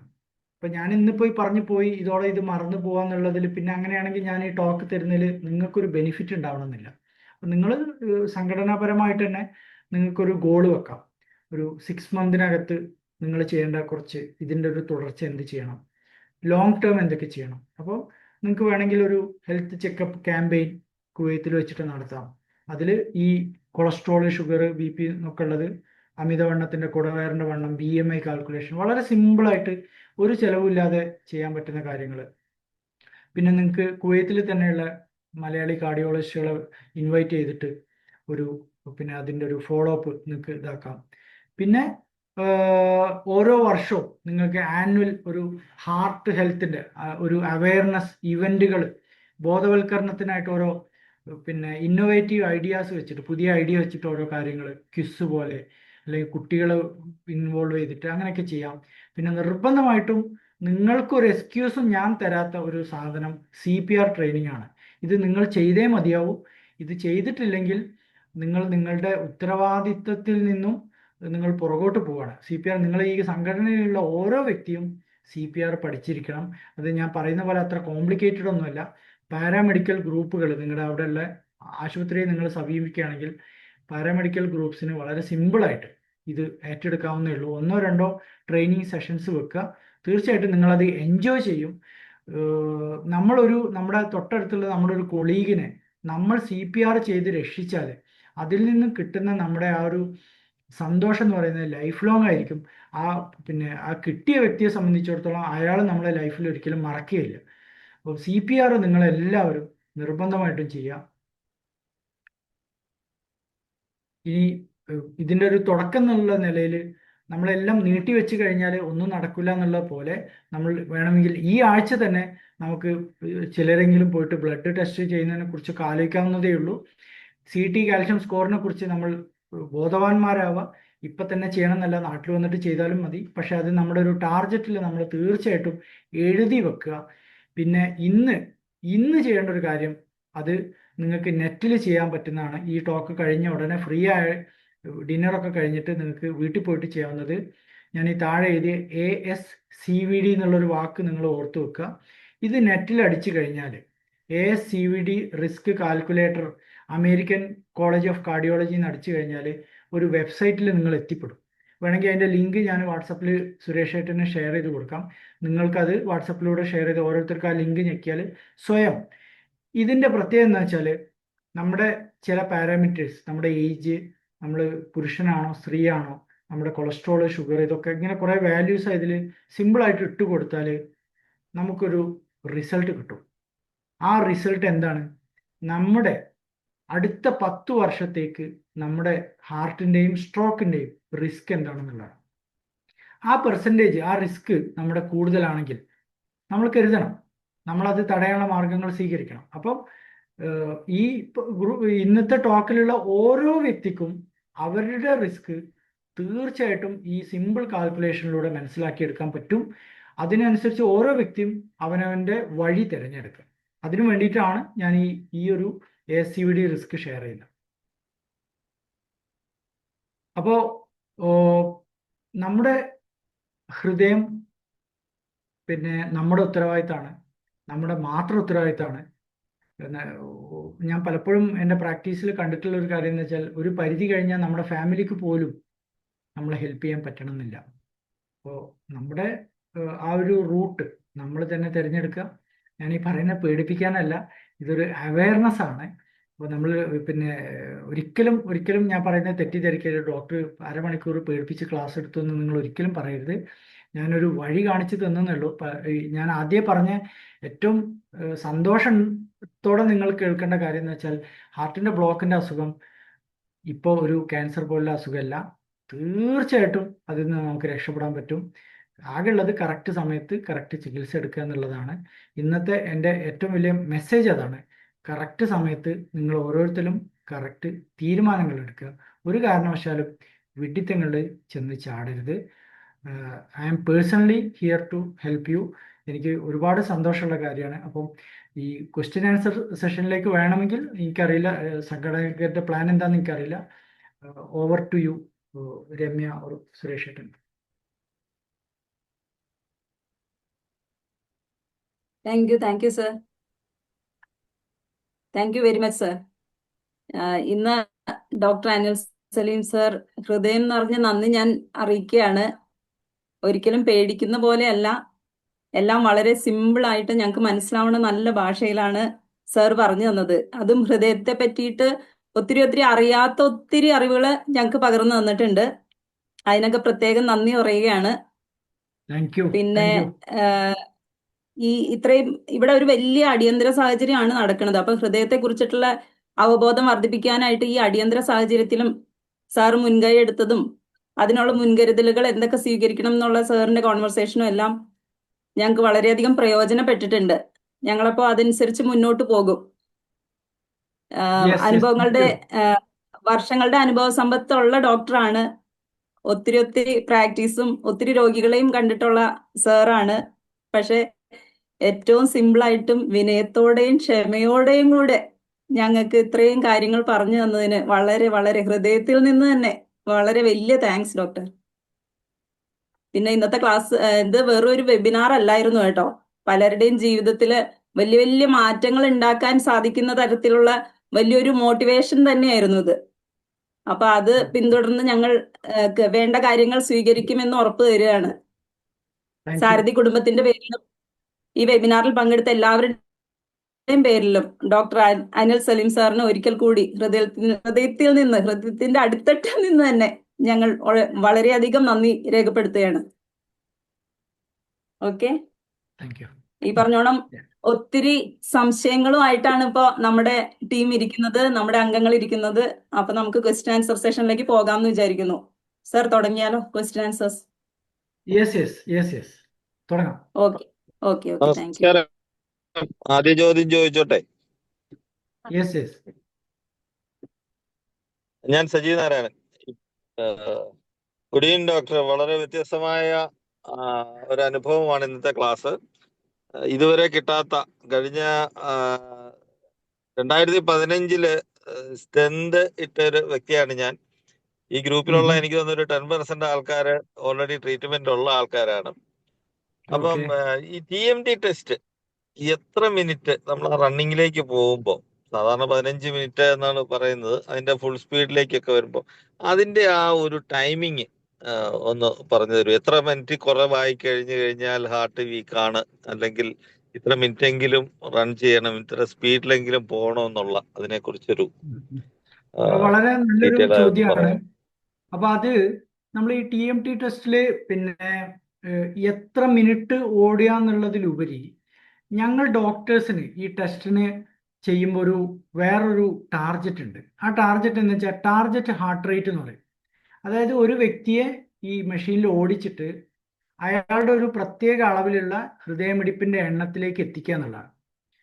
ആ ഒരു ടാർഗറ്റ് ഹാർട്ട് റേറ്റിലേക്ക് ചില ആളുകൾ വെറും 5 മിനിറ്റ് കൊണ്ട് ഓടിയെത്തി, ചില ആളുകൾ 13 മിനിറ്റ് എടുത്തു എന്നൊക്കെ വരും. ടാർഗറ്റ് ഹാർട്ട് റേറ്റ് എത്തിയാൽ ഞങ്ങൾ അത് സ്റ്റോപ്പ് ചെയ്യും. അപ്പോൾ അതുകൊണ്ട് എത്ര മിനിറ്റ് ഓടുന്നു എന്നുള്ളത് സത്യത്തിൽ ഇതൊരു വലിയ ഘടകമല്ല. ഈ ടാർഗറ്റ് ഹാർട്ട് റേറ്റിലേക്ക് എപ്പോഴാണോ എത്തുന്നത് ആ സമയത്ത് ടെസ്റ്റ് കംപ്ലീറ്റ് ആയി.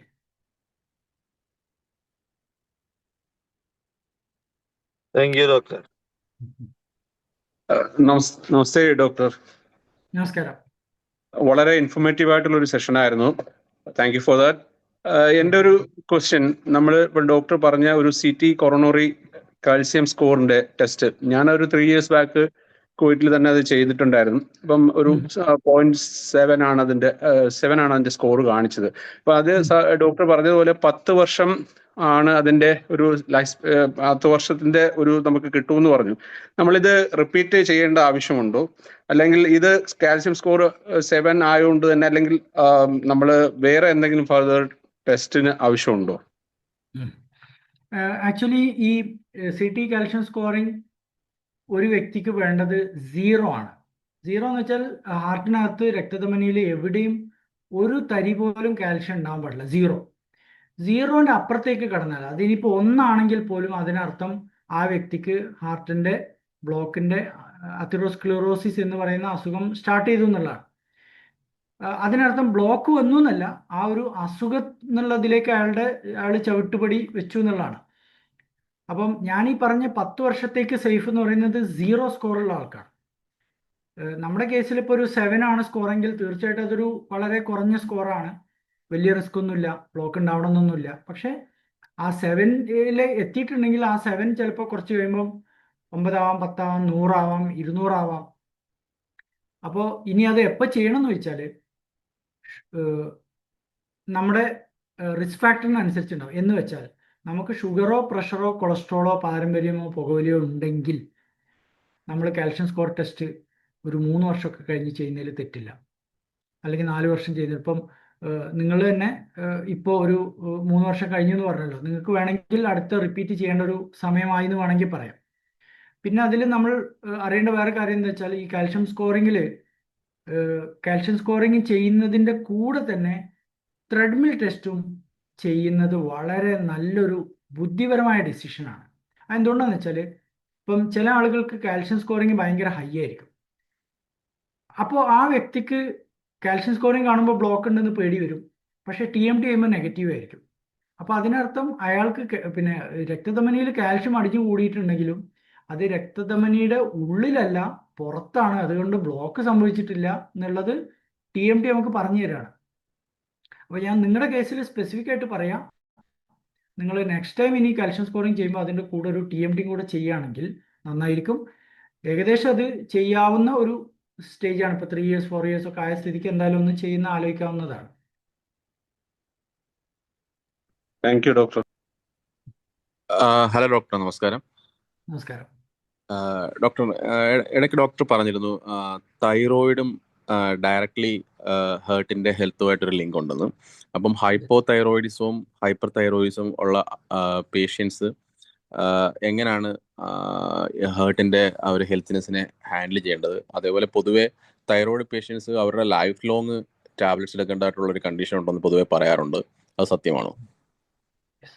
അത് പിന്നെ വളരെ കോമൺ ആയിട്ടുള്ളൊരു ഇതിലേക്കാണ് നിങ്ങൾ ശ്രദ്ധ ക്ഷണിച്ചത്. ബേസിക്കലി തൈറോയ്ഡ് ഇഷ്യൂസ് നമ്മൾ വിചാരിക്കുന്നതിനേക്കാളും വളരെ കോമൺ ആണ്. പലപ്പോഴും ആളുകൾ അത് ടെസ്റ്റ് ചെയ്യാത്തതുകൊണ്ട് തിരിച്ചറിയുന്നില്ല എന്ന് മാത്രം.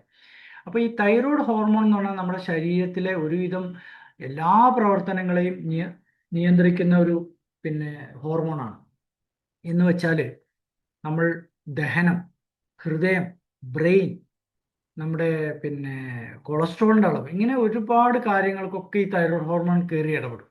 അപ്പോൾ സ്വാഭാവികമായിട്ടും ഈ തൈറോയ്ഡ് ഹോർമോൺ പിന്നെ കുറയുകയാണെങ്കിൽ പിന്നെ എന്താ സംഭവിക്കുകയെന്ന് വെച്ചാൽ ഈ പിന്നെ ഇതുപോലുള്ള ചില അവസ്ഥകൾ മാറ്റം, ഹാർട്ടിലൊക്കെ ഓരോ മാറ്റങ്ങൾ വരും. ഇപ്പോൾ തൈറോയ്ഡ് ഹോർമോൺ കുറയുകയാണെങ്കിൽ ഹൃദയത്തിൻ്റെ മിടിപ്പ് കുറയും, ഹൃദയത്തിൻ്റെ പമ്പിങ് കുറയാം.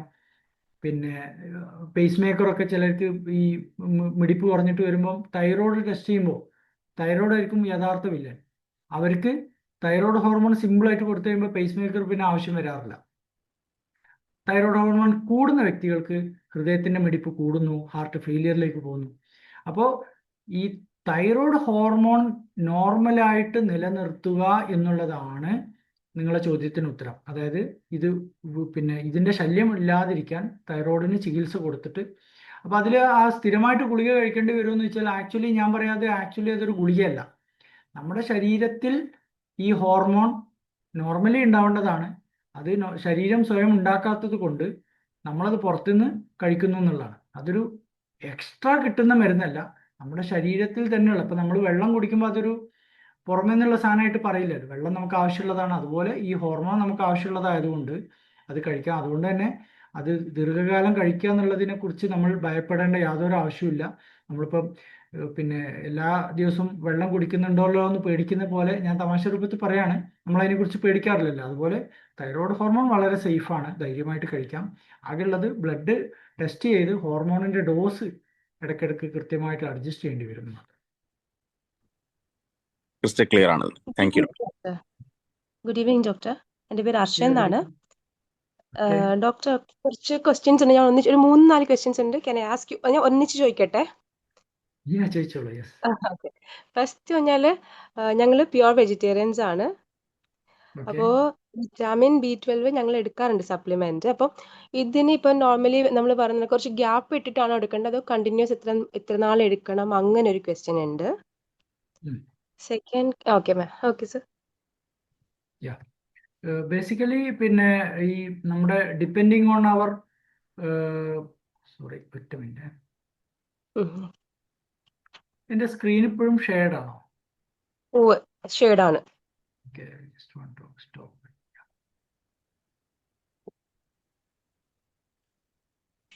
ഓക്കെ, ബേസിക്കലി നമ്മുടെ ഒരു വെജിറ്റേറിയൻ ഫുഡിൻ്റെ പ്ലസും മൈനസും ഉള്ളതിൽ പിന്നെ നമ്മൾ പലപ്പോഴും കാണുന്നതാണ് ഈ ഡെഫിഷ്യൻസീസ്. പ്രത്യേകിച്ച് വൈറ്റമിൻ B12 ഒക്കെ ഡെഫിഷ്യൻ്റ് ആയിട്ട് നമ്മൾ കാണാറുണ്ട്. അപ്പോൾ അത് ഏറ്റവും ഇൻഫോംഡ് ആയിട്ട് നമുക്കൊരു ഡിസിഷൻ എടുക്കാൻ നല്ലത് അത് ബ്ലഡിൽ ടെസ്റ്റ് ചെയ്യുക, അതിനനുസരിച്ച് സപ്ലിമെന്റ് കഴിക്കുക എന്നുള്ളത് തന്നെയാണ്. ബ്ലൈൻഡ് ആയിട്ട് കഴിക്കണം എന്നില്ല.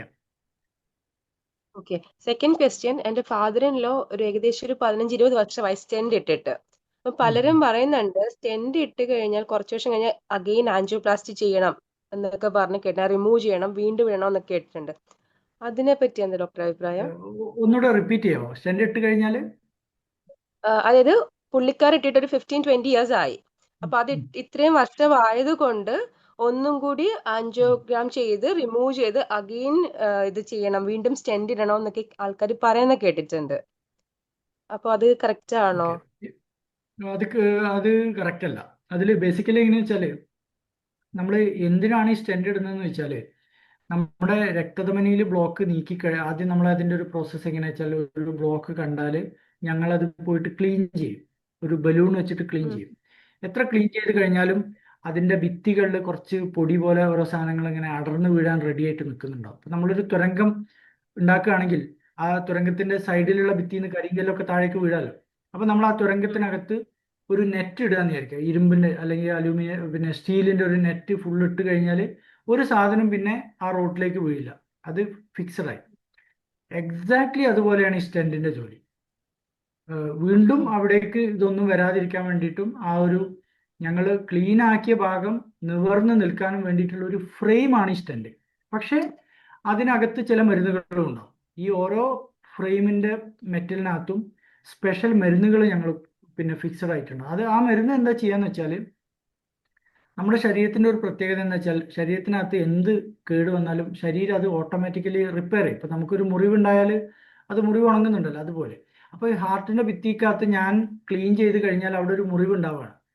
അത് ഹീൽ ചെയ്യാൻ ശരീരം ശ്രമിക്കുമ്പോൾ പലപ്പോഴും അത് വൃത്തികെട്ട രീതിയിലാണ് ആ ക്ലീനിങ് നടക്കുക, എന്ന് വെച്ചാൽ ഹീലിംഗ് നടക്കുക. അവിടെ ചിലപ്പോൾ വീണ്ടും ബ്ലോക്ക് ഉണ്ടാക്കിക്കൊണ്ടായിരിക്കും ശരീരം അത് ഹീൽ ചെയ്യുക, ഉണക്കുക.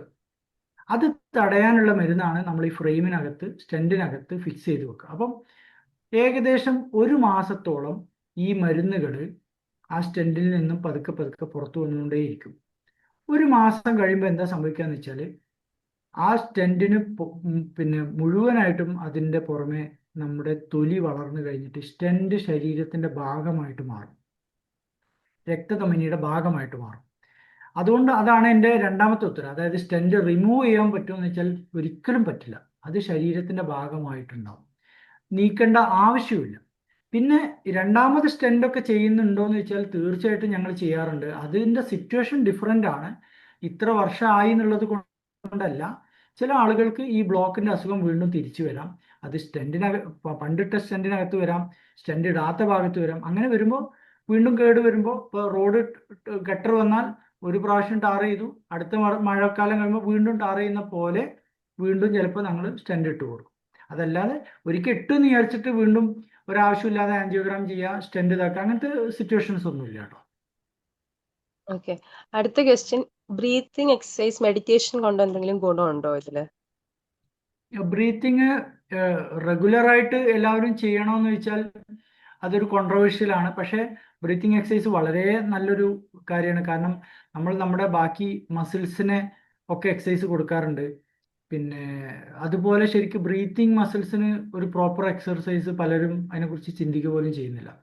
അപ്പോൾ നമ്മുടെ പ്രായം ചെല്ലുന്ന സമയത്ത് നമ്മുടെ ലങ്ങിൻ്റെ ശ്വാസകോശത്തിൻ്റെ കപ്പാസിറ്റി എല്ലാവർക്കും കുറഞ്ഞു വരും. ആ സമയത്ത് നമ്മുടെ ശ്വാസകോശത്തിനെ സപ്പോർട്ട് ചെയ്യാൻ ഈ മസിലുകളെ ഉണ്ടാവുള്ളൂ. ഈ മസിലുകൾ എന്ന് പറയുന്നതിൽ പിന്നെ നമ്മൾ കാണാത്തൊരു മസിലുണ്ട്, നമ്മുടെ ഡയഫ്രം എന്ന് പറയും. എന്നുവെച്ചാൽ നമ്മുടെ നെഞ്ചിനകത്ത് പിന്നെ ആമാശയത്തിന്റെ മുകളിലും ശ്വാസകോശത്തിന്റെ താഴെയായിട്ട് കാണുന്ന വലിയൊരു പാട, അതൊരു മസിലാണ്.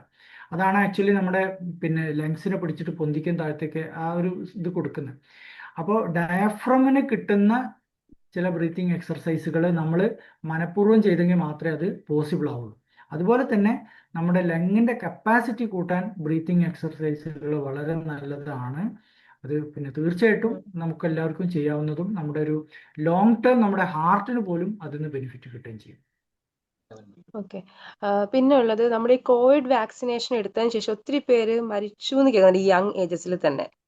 അപ്പം അത് കോവിഡ് വാക്സിനേഷൻ എടുത്തത് കൊണ്ട് ഹാർട്ട് അറ്റാക്കിന് എന്തെങ്കിലും ഇമ്പാക്റ്റ് ഉണ്ടോ, അല്ലെങ്കിൽ അതിനെ ട്രിഗർ ചെയ്യുന്നുണ്ടോ, അതിനെ കാറ്റഗറൈസ് ആവുന്നുണ്ടോ? ഇതിന്റെ ഉത്തരം നമ്മൾ പിന്നെ പലപ്പോഴും ആളുകളോട് ഷെയർ ചെയ്യുമ്പോഴും ഈ ചോദ്യത്തിന്റെ ഉത്തരം, ഞാനിപ്പോൾ ഇത്രയും ടോക്ക് ഇവിടെ നടത്തിയതിൽ ഞാൻ പറഞ്ഞത് എല്ലാവരും 100% വിശ്വസിക്കുന്ന ഇതായിരിക്കും. പക്ഷെ ഈ ചോദ്യത്തിന്റെ ഉത്തരം ഏത് ഡോക്ടർ പറഞ്ഞാലും പലപ്പോഴും ഓഡിയൻസ് വിശ്വസിക്കില്ല എന്നുള്ളതാണ് അതിലെ തമാശ. ഇതിലെ ഡാറ്റ വെച്ച് നോക്കുമ്പോൾ സത്യത്തിൽ കോവിഡ് വാക്സിൻ ഞാനൊക്കെ എടുത്ത ആളാണ്, നമ്മളെല്ലാവരും എടുത്തിട്ടുള്ളതാണ്. കോവിഡ് വാക്സിൻ കോവിഡ് ഉള്ള സമയത്ത് എടുത്ത സമയത്ത് അറ്റാക്ക് വരുന്നുണ്ടെങ്കിൽ ആ വാക്സിൻ എടുത്ത ദിവസങ്ങളിൽ തന്നെ അത് സംഭവിക്കും. എന്ന് വെച്ചാൽ ആ ദിവസം അല്ലെങ്കിൽ നെക്സ്റ്റ് ഡേ സംഭവിക്കും. കാരണം എന്താണ്, ഈ വാക്സിൻ ക്ലോട്ടിങ് ഉണ്ടാക്കാനുള്ള കുറച്ച് സാധ്യതയുണ്ട്. അതല്ലാതെ കുറേ മാസങ്ങൾ വർഷങ്ങൾക്ക് മുമ്പ് എടുത്ത ആ വാക്സിൻ കൊണ്ട് ഇപ്പോൾ ഒരു കാരണവശാലും നമുക്ക് അറ്റാക്ക് വരാനുള്ളൊരു സാധ്യതയില്ല. ഈ കുഴഞ്ഞു വീണുള്ള മരണം കോവിഡ് വാക്സിൻ തമ്മിലുള്ള ഒരു കണക്ഷൻ ആളുകളുടെ ഒരു ഒരു മിസ്കൺസെപ്ഷൻ ആണ്. അത് ആളുകൾ സ്വാഭാവികമാണ്, അങ്ങനെ സംഭവിച്ചതായിട്ട് പലപ്പോഴും നമുക്ക് അങ്ങനെ തോന്നാം. ഇതിനെക്കുറിച്ച് അറിവില്ലെങ്കിൽ നമ്മൾ അത് കണക്ട് ചെയ്യാൻ നോക്കും. പക്ഷേ ഡാറ്റ പ്രകാരം തീർച്ചയായിട്ടും അങ്ങനെ വന്നിട്ടില്ല. ഞാൻ കോവിഡ് വാക്സിൻ എല്ലാം നല്ലതാണെന്ന് പറയില്ല, ഈ അറ്റാക്ക് ആയിട്ടുള്ള കണക്ഷനാണ് ഞാൻ പറയുന്നത്. അങ്ങനെ അതിന് ഇതൊരു പ്രൂഫ് ഉണ്ടായിട്ടില്ല. ഒരുപാട് പഠനങ്ങൾ നടന്നിട്ടുണ്ട്. പിന്നെ കോവിഡ് വാക്സിൻ ആ സമയത്ത് കോവിഡ് വാക്സിൻ കാരണം ക്ലോട്ടിങ് വന്ന ഒരുപാട് കേസുകൾ ഉണ്ടായിട്ടുണ്ട്, ഞാൻ ട്രീറ്റ് ചെയ്തിട്ടുണ്ട്. അത് ഹാർട്ട് അറ്റാക്ക് മാത്രമല്ല, കയ്യിലും കാലിലും രക്തധമനിയിൽ വരെ ബ്ലോക്ക് വാക്സിൻ കാരണം വന്നത് ഞാൻ കണ്ടിട്ടുണ്ട്. പിന്നെ ഡോക്ടർ, ലേറ്റ് ഡിന്നർ, അതായത് ഒത്തിരി നമ്മൾ കിടക്കുന്നതിന് കുറച്ച് മുന്നേ ഭക്ഷണം കഴിക്കുക, അതായത് 1 അല്ലെങ്കിൽ 30 മിനിറ്റ്സ് നമ്മളെ ടമ്മി ഫുള്ള് ഭക്ഷണം കഴിച്ചിട്ടിരിക്കുന്നത് അറ്റാക്കിന് ട്രിഗർ ചെയ്യുന്ന ഫാക്ടർ ആണോ, അല്ലെങ്കിൽ ഹാർട്ട് പ്രോബ്ലത്തിന്? പിന്നെ എൻ്റെ ഒരു എൻ്റെ ഒരു ബന്ധുവിന് അടക്കമുണ്ടായ ഒരു അനുഭവം ഇതിലുണ്ട്. അമിതവണ്ണമുള്ളവർക്ക് എന്ന് വെച്ചാൽ എക്സ്ട്രീം ഒബിസിറ്റി, ഇപ്പോൾ ഒരു 100 കിലോയിലൊക്കെ കൂടുതലുള്ള ഒരു വ്യക്തി ലേറ്റ് നൈറ്റിൽ വയറ് നിറച്ച് ഫുഡ് കഴിച്ച് മലർന്ന് കിടന്നുറങ്ങിയാൽ അത് പ്രശ്നമാണ്. ഈ അക്യൂട്ടായിട്ട് പെട്ടെന്ന് അടക്കമുള്ള ഹാർട്ട് ഇഷ്യൂസ് വരാനൊക്കെ സാധ്യത. അതല്ലാതെ നമ്മളെപ്പോഴും പറയാം 1-2 ദിവസം ലേറ്റ് നൈറ്റ് കഴിച്ചെന്ന് വിചാരിച്ചിട്ട് അത് ഇഷ്യൂ ഉണ്ടാവണമെന്നില്ല. പക്ഷെ തീർച്ചയായിട്ടും ലേറ്റ് നൈറ്റ് ഡിന്നർ ഒരിക്കലും അഡ്വൈസബിൾ അല്ല. സ്ഥിരമായിട്ട് അങ്ങനെ പതിവുള്ളവർക്ക് ഹാർട്ടിനകത്ത് പിന്നെ രക്തധമനിയിലൊക്കെ നീർക്കെട്ട് പെട്ടെന്ന് സംഭവിക്കും, ബ്ലോക്ക് ഉണ്ടാവാം. ഞാനൊരു ക്വസ്റ്റ്യൻ ഇതിനകത്തൊരു ചാറ്റിൽ കാണുന്നത്, വേറൊരു ക്വസ്റ്റ്യൻ, ഒരു പാസീവ് സ്മോക്കിങ്ങിനെ കുറിച്ച് ആരോ ചോദിച്ചിട്ടുണ്ട്. ബിജി. അതെ സർ, ബിജി അജിത് കുമാറിന്റെ ഒരു ക്വസ്റ്റ്യൻ ആണ്. ചാറ്റിൽ ചോദിക്കാട്ടോ, ചോദ്യം ഇങ്ങനെയാണ്. ചോദിക്കാൻ മടിയുണ്ടെങ്കിൽ അല്ലെങ്കിൽ സമയമില്ലെങ്കിൽ ഇട്ടുകൊണ്ടിരുന്നോളൂ, ഞാൻ ഓരോന്നോരോന്നായിട്ട് ഡെഫിനറ്റ്ലി ആൻസർ ചെയ്യാം. Smoking, thank you. Smoking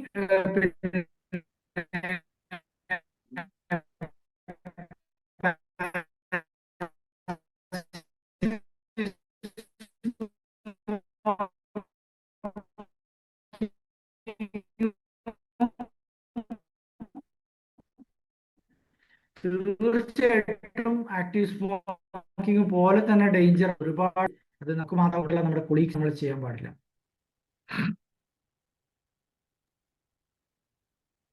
doctor നമസ്കാരം. നമസ്കാരം. ഇത്രയും ഇൻഫോർമേറ്റീവായ ക്ലാസ് തന്നതിനും ഈ വൈകിയ വേളയിലും ഞങ്ങളുടെ സംശയം തീർത്തതിനും ആദ്യമേ നന്ദി പറയട്ടെ. നമ്മൾ ചെറുപ്പം തൊട്ടേ കേട്ടിട്ടുള്ളതാണ് ഈ എഗ്ഗ്, മുട്ട കൊളസ്ട്രോളുമായിട്ട് ബന്ധപ്പെട്ടാണ് കേട്ടേക്കുന്നത്. അപ്പൊ റീസെന്റ് സ്റ്റഡീസ് നമുക്ക് കഴിക്കാമെന്ന് സജസ്റ്റ് ചെയ്യുന്നെങ്കിലും ഒരു അത്യാവശ്യം ആക്റ്റീവായിട്ട് നിൽക്കുന്ന ഒരാൾക്ക് എത്ര എഗ്ഗ് വരെ കഴിക്കാൻ പറ്റും? ബേസിക്കലി ആ ഒരു കൺഫ്യൂഷൻ, പിന്നെ അതിന്റെ കാര്യം എങ്ങനെയാ വെച്ചാൽ അതിന്റെ ശാസ്ത്രം വളരെ സിമ്പിളാണ്. നമ്മുടെ ഏതൊരു വ്യക്തിയുടെ, ഇപ്പം നമ്മൾ കൊളസ്ട്രോൾ ടെസ്റ്റ് ചെയ്തു, കൊളസ്ട്രോൾ കൂടുതലാണെന്ന് കണ്ടു എന്ന് വിചാരിക്കാം. അതിൽ നമ്മൾ അറിയേണ്ട കാര്യം എന്ന് വെച്ചാൽ, അങ്ങനെ നമ്മുടെ കൊളസ്ട്രോൾ കൂടുതലായിട്ടുണ്ടെങ്കിൽ, രക്തത്തിലെ ആ ബ്ലഡിലെ കൊളസ്ട്രോൾ കൂടുതലായിട്ട് കാണുന്നുണ്ടെങ്കിൽ, അതിൻ്റെ മെയിൻ ഉത്തരവാദി 80% കോൺട്രിബ്യൂഷനും നമ്മുടെ ലിവറിനാണ്. നമ്മുടെ ലിവർ ഓവർ കൊളസ്ട്രോൾ ഉണ്ടാക്കുന്നതാണ് 80% കോൺട്രിബ്യൂഷൻ. 20% ആണ് ഫുഡ് എന്നുള്ള കോൺട്രിബ്യൂഷൻ. അപ്പോൾ നമ്മൾ ഈ മുട്ട കഴിച്ചുകൊണ്ട് മാത്രം, പിന്നെ ഈ ഫുഡിന്റെ കോൺട്രിബ്യൂഷൻ 20% ഉള്ളൂ എന്നുള്ള ഓർക്കണം. അപ്പൊ മുട്ട കഴിച്ചുകൊണ്ട് മാത്രം നമ്മുടെ കൊളസ്ട്രോൾ കൂടണം എന്നില്ല എന്നുള്ളതാണ് ഈ പുതിയ പഠനങ്ങളും ഡാറ്റയൊക്കെ കാണിക്കുന്നത്. പിന്നെ അതിൽ നമ്മൾ ഈ ഡിസിഷൻ നമ്മൾ പേഴ്സണലായിട്ട് എടുക്കേണ്ടതാണ്. അതായത് അതിൽ 1-2 കാര്യങ്ങളുണ്ട്. ഒന്ന്, ചില ആളുകൾക്ക് ഹൈപ്പർ റെസ്പോണ്ടേഴ്സ് ഉണ്ടാവും. എന്ന് വെച്ചാൽ കുറഞ്ഞ മുട്ട കഴിച്ചാൽ തന്നെ കൊളസ്ട്രോൾ കൂടുതലായിട്ട് പിന്നെ ബോഡിയിലാവുന്ന അവസ്ഥയുള്ള ഹൈപ്പർ റെസ്പോണ്ടേഴ്സ് ഉണ്ട്. അവരൊരു കാരണവശാലും ഒരുപാട് മുട്ട കഴിക്കാൻ പാടില്ല. അത് വളരെ കുറഞ്ഞ ശതമാനം ആളുകളിലാണ് ആ ഒരു ജനറ്റിക് ഇതുണ്ടാവുക. പിന്നെ ആൾറെഡി പിന്നെ കൊളസ്ട്രോൾ ഒരുപാട് കൂടുതലുള്ള വ്യക്തികൾ മുട്ട ഒരു ലിമിറ്റ് ചെയ്തിട്ട് തന്നെ കഴിക്കുക. പക്ഷെ മുട്ടനെ നമ്മൾ പിന്നെ കഴിക്കണം എന്ന് പറയാൻ കാരണം മുട്ടയിനകത്ത് ഒരുപാട് നല്ല ന്യൂട്രിയൻസ് ഉള്ളത് കൊണ്ട് ആ ബെനിഫിറ്റ് നമ്മൾ തീർച്ചയായിട്ടും നമുക്കത് തടയാൻ തോന്നില്ല. അതുകൊണ്ടാണ്. പിന്നെ മുട്ട എത്രണ്ണം കഴിക്കണം എന്ന് ചോദിച്ചാൽ depends on age, protein requirement, പിന്നെ നമ്മുടെ ആക്ടിവിറ്റി ലെവൽ, ഇതൊക്കെ അനുസരിച്ചാണ് നമ്മളൊരു ഡിസിഷൻ എടുക്കാൻ ഏറ്റവും നല്ലത്. അതല്ലാതെ ഒരു ജനറലായിട്ട് ഇത്ര മുട്ട എന്ന് പറയുന്നത് പലപ്പോഴും മിസ്റ്റേക്ക് ആയിപ്പോകും. സിമ്പിളായിട്ട് പറയാവുന്നത് ഡെയിലി ഒരു മുട്ട സേഫ് എന്നുള്ളത് നമുക്ക് തീർച്ചയായിട്ടും വേണമെങ്കിൽ പറയാം. Good evening, doctor. Good evening. Hi. Thank you for such a informative session today we had. ഒരു കാര്യം ചോദിക്കാനുണ്ടായിരുന്നു. ഒരു 1.5 വയസ്സുള്ള കൊച്ചിന്റെ ഞങ്ങളൊരു ഇക്കോ കാർഡിയോഗ്രാഫി എടുത്തിട്ടുണ്ടായിരുന്നു. അപ്പൊ അതിനകത്ത് ഡോപ്ലറിന്റെ ഇംപ്രഷൻ എന്ന് പറഞ്ഞാൽ mildly doming of pulmonary valve, mild valvular PS എന്നായിരുന്നു. പക്ഷെ അവർ പറഞ്ഞിരുന്നത്, ഡോക്ടേഴ്സ് പറഞ്ഞേക്കുന്നത് it's quite normal, it's part of the growth. അപ്പം അത് വലിയ കാര്യമായിട്ട് എടുക്കണ്ട, അത് ഗ്രോ ചെയ്യുന്നതനുസരിച്ച് ഓക്കെ ആയിക്കോളൂ എന്നായിരുന്നു ഡോക്ടർ പറഞ്ഞു. ഫർദർ ഫോളോ അപ്സ് ഒന്നും വേണ്ടെന്നും കൂടി പറഞ്ഞു. അപ്പൊ അത് നമ്മളൊരു മൾട്ടിപ്പിൾ ഡോക്ടേഴ്സുമായിട്ട് കൺസൾട്ട് ചെയ്തപ്പോൾ എല്ലാ ഡോക്ടേഴ്സിന്റെയും ഒരു അഭിപ്രായം അതാണ്. പക്ഷെ some other I believe that heart related ആകുമ്പോൾ നമ്മളൊരു കണ്ടിന്യൂസ് ഒരു ഫോളോ അപ്പ് കൊടുക്കുന്നത് എപ്പോഴും നല്ലതായിരിക്കും. അപ്പം ഡോക്ടറിന്റെ അഭിപ്രായം അതിന് വേണ്ടിയിട്ട് എന്തായിരിക്കും? ഈ ബേസിക്കലി ഈ പറഞ്ഞ വിഷയം എന്താന്ന് വെച്ചാല് നമ്മുടെ ഹൃദയത്തിന്റെ വലതുവശത്തെ രക്തം എന്ന് വെച്ചാൽ ഓക്സിജൻ കുറഞ്ഞ് ഹൃദയത്തിലേക്ക് തിരിച്ചെത്തുന്ന രക്തം ഉണ്ടല്ലോ, ആ രക്തത്തിന് ഓക്സിജൻ കിട്ടാൻ വേണ്ടിയിട്ട് ശ്വാസകോശത്തിലേക്ക് കൊണ്ടുപോകുന്ന ഒരു പൈപ്പ് ഉണ്ട്. ആ പൈപ്പാണ് ഈ പൾമണറി ആർട്ടറി എന്ന് പറയുക. അതിനകത്ത് അപ്പൊ ആ പൈപ്പിലേക്ക് കയറുമ്പോൾ അതിന്റെ സ്റ്റാർട്ടിങ്ങിൽ ഒരു വാതിലുണ്ട്, പൾമണറി വാൽവ്. അപ്പൊ ഈ പൾമണറി വാൽവ് 2 പൊളിയുള്ള ഒരു വാതിലാണ്. അപ്പൊ നമ്മള് വാതിലിന്റെ പിന്നെ ഞാൻ പറഞ്ഞ മനസ്സിലായില്ലേ? അപ്പൊ ഈ 2 പൊളികള് സ്ട്രെയിറ്റ് ആയി നിൽക്കുന്നതിന് പകരം ഒന്ന് വളഞ്ഞു നിൽക്കുന്നതാണ് ഈ പറഞ്ഞ ഡോമിങ് എന്ന് പറയുന്നത്. എന്താ സംഭവിക്കാന്ന് വെച്ചാല് ഈ വാതിൽ ടൈറ്റ് ആവും. അപ്പൊ ഇത് ഫുള്ള് തുറക്കേണ്ട സമയത്ത് ഫുള്ള് തുറക്കൂല. ആ ഒരു പിന്നെ കുറച്ച് ടൈറ്റായി നിൽക്കുന്നതുകൊണ്ട് തന്നെ രക്തം മുഴുവനായിട്ട് ഈ പറഞ്ഞ പിന്നെ പൈപ്പിലേക്ക് എത്തൂല, കുറെ ഹാർട്ടിനകത്ത് നിൽക്കുന്ന പോലെ. അങ്ങനെ വരുമ്പോൾ എന്താ സംഭവിക്കാന്ന് വെച്ചാല് കാലക്രമേണ പിന്നെ ചിലപ്പോ ഈ രക്തധമനി ഇങ്ങനെ വലുതായി വരുന്നത് നമ്മൾ കാണാറുണ്ട്. ഈ ടൈറ്റായി നിൽക്കുന്നതിനെ 3 സ്റ്റേജ് ആയിട്ടാണ് പറയാം: മൈൽഡ്, മോഡറേറ്റ്, സിവിയർ. സിവിയർ ആകുമ്പോൾ എന്ന് വെച്ചാൽ വളരെയധികം ടൈറ്റ് ആയിട്ടാണ് ഈ വാതിൽ നിൽക്കുന്നതെങ്കിൽ, എന്ന് വെച്ചാൽ തുറക്കേണ്ട സമയത്തൊക്കെ ടൈറ്റ് ആയിട്ട് ചെറിയൊരു ഗ്യാപ്പേ ഉള്ളെങ്കിൽ അത് ലൈഫ് ത്രെട്ടനിങ് ആണ്. ഡോക്ടേഴ്സ് പെട്ടെന്ന് ഇടപെടും. ഈ ഒരു വയസ്സ് പ്രായമാണെങ്കിൽ പോലും ഒരു ബലൂൺ കടത്തിവിട്ട് ഈ വാതിലിന്റെ ഇടയിലേക്ക് ഒരു സാധനം കടത്തിവിട്ട് വാതിലിനങ്ങ് ക്രാക്ക് ചെയ്ത് ഓപ്പൺ ആക്കി കൊടുക്കുന്ന ചികിത്സ ഉണ്ട്. പക്ഷെ ഭാഗ്യത്തിന് നമ്മുടേത് മൈൽഡ് ആണ്, എന്ന് വെച്ചാൽ ചെറിയ ടൈറ്റ്നസ്സേ ഉള്ളൂ. യൂഷ്വലി ഈ മൈൽഡ് കേസുകൾ കൊച്ചു വലുതാകുമ്പോൾ ഓട്ടോമാറ്റിക്കലി നോർമൽ ആവും. ഭൂരിപക്ഷ കേസിലും ഓട്ടോമാറ്റിക്കലി നോർമൽ. നമ്മൾ ആകെ ചെയ്യേണ്ടത് ഫോളോ അപ്പ് എക്കോ എടുത്തുകൊണ്ടിരിക്കാം. മേ ബി വർഷത്തിലൊന്നോ 2 വർഷം കൂടുമ്പോൾ ജസ്റ്റ് ഒരു എക്കോ എടുത്തിട്ട് ഇതിന്റെ ഏത് സ്റ്റേജ് ആണെന്നുള്ളത് ഇങ്ങനെ നോക്കിക്കൊണ്ടിരിക്കുക. പലപ്പോഴും ഒരു 4-5 വർഷം എടുക്കും ഇതൊന്ന് കുട്ടി വളർന്ന് ഈ പൈപ്പ് ഓട്ടോമാറ്റിക്കലി വളരുന്നതിനനുസരിച്ച് ഈ ടൈറ്റ്നസ് അങ്ങ് കുറയാണ് ചെയ്യുക. അതിന്റെ ഷ്രിങ്കിങ് നമ്മൾ ഓരോ 6 മന്ത് കൂടുമ്പോൾ ഒരു എക്കോ ചെയ്യുമ്പോൾ അതിന്റെ ഷ്രിങ്കിങ് മാറി വരുന്നുണ്ട്. അപ്പം ഇറ്റ് ബിക്കം വെരി മൈൽഡ് നോ. അപ്പൊ ഇയർലി ഒരു എക്കോ എടുത്ത് ഫോളോ അപ്പ് ചെയ്താൽ മാത്രം മതി അല്ലേ? അത്രേ ആവശ്യം. Okay thank you so much doctor. Doctor നമസ്കാരം. നമസ്കാരം. എൻ്റെ പേര് സുധീഷ് അപ്പുകുട്ടൻ. എനിക്ക് 2 ക്വസ്റ്റ്യൻ ചോദിക്കാനുള്ളത്. ആദ്യം തന്നെ ഡോക്ടർക്ക് ഒരു നന്ദി പറയുന്നു, വളരെ മനോഹരമായ ഒരു ക്ലാസ്സിന്. ആസ്പിരിനുമായി ബന്ധപ്പെട്ടാണ് ചോദ്യം. ഡോക്ടറുടെ സ്ലൈഡിൽ തന്നെ കണ്ടു 300 mg ആസ്പിരിൻ കഴിക്കുന്നത് നല്ലതാണെന്ന്. ഇതിന്റെ ഒരു എങ്ങനെയാണ് ഇത് കഴിക്കേണ്ടത്? ഇതിന്റെ ഫ്രീക്വൻസി എങ്ങനെയാണ്? ഇതിന് എന്തെങ്കിലും ഒരു സൈഡ് എഫക്റ്റ് ഉണ്ടോ? ഇത് ബേസിക്കലി അത് നമ്മള് പിന്നെ അതിലൊരു കൺഫ്യൂഷൻ ഒന്നും തോന്നുന്നു. അത് ആക്ച്വലി നമുക്ക് ഹാർട്ട് അറ്റാക്ക് ആണെന്ന് ഉറപ്പ് വരുന്ന സിറ്റുവേഷനിലാണ് നമ്മൾ പിന്നെ അതുപോലുള്ള പെയിൻ ആണെങ്കിലാണ് നമ്മൾ ആസ്പിരിൻ കഴിക്കാൻ പറയാം. അത് ഏത് ചെസ്റ്റ് പെയിൻ വരുമ്പോഴും ആസ്പിരിൻ എടുത്ത് കഴിക്കാൻ നമ്മൾ ആരും റെക്കമെൻഡ് ചെയ്യാറില്ല. പക്ഷേ നമുക്കൊരു അറ്റാക്ക് ആണെന്ന് ഏകദേശം തോന്നി തുടങ്ങുന്നുണ്ടെങ്കിൽ നമ്മുടെ വീട്ടിൽ ആസ്പിരിൻ ഉണ്ടെങ്കിൽ അത് കഴിക്കുന്നതുകൊണ്ട് ഒരിക്കലും ദോഷം വരുമൊന്നുമില്ല. മാത്രമല്ല ആ ആസ്പിരിൻ്റെ ബെനിഫിറ്റ് എന്ന് പറയുന്നത് ഗംഭീരമാണ്. പലപ്പോഴും ഒരു ആസ്പിരിൻ ഗുളിക കഴിച്ചാൽ തന്നെ ഹാർട്ടിൽ വന്ന ആ ഒരു ബ്ലഡ് ക്ലോട്ട് അലിഞ്ഞു പോകുന്നതിനൊക്കെയുള്ള സാധ്യത ഭയങ്കര കൂടുതലാണ്. പക്ഷേ അത് ഒരു റെഗുലർ ബേസിസിൽ കഴിക്കുന്നത് എപ്പോഴും ഈ ഹാർട്ടിന് ആൾറെഡി ബ്ലോക്ക് വന്നവർ, സ്റ്റെൻഡ് ഇട്ടവർ, അറ്റാക്ക് കഴിഞ്ഞവർ മാത്രമാണ്. എമർജൻസി രൂപത്തിൽ ഞാൻ ഈ പറഞ്ഞ പോലെയുള്ള സിറ്റുവേഷനിൽ സെലക്റ്റീവായിട്ട് നമ്മൾ കഴിച്ചാൽ മതി.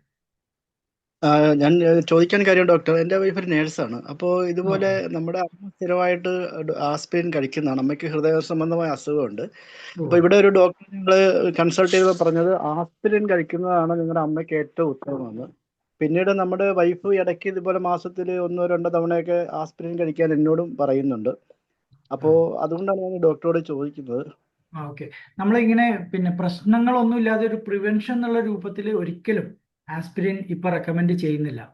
കുറെ മുമ്പ് കാലത്തുണ്ടായിരുന്നു, ഇപ്പൊ ഒരു ഡോക്ടറും അത് റെക്കമെൻഡ് ചെയ്യുന്നില്ല, പ്രിവെൻഷന് പറയാറില്ല.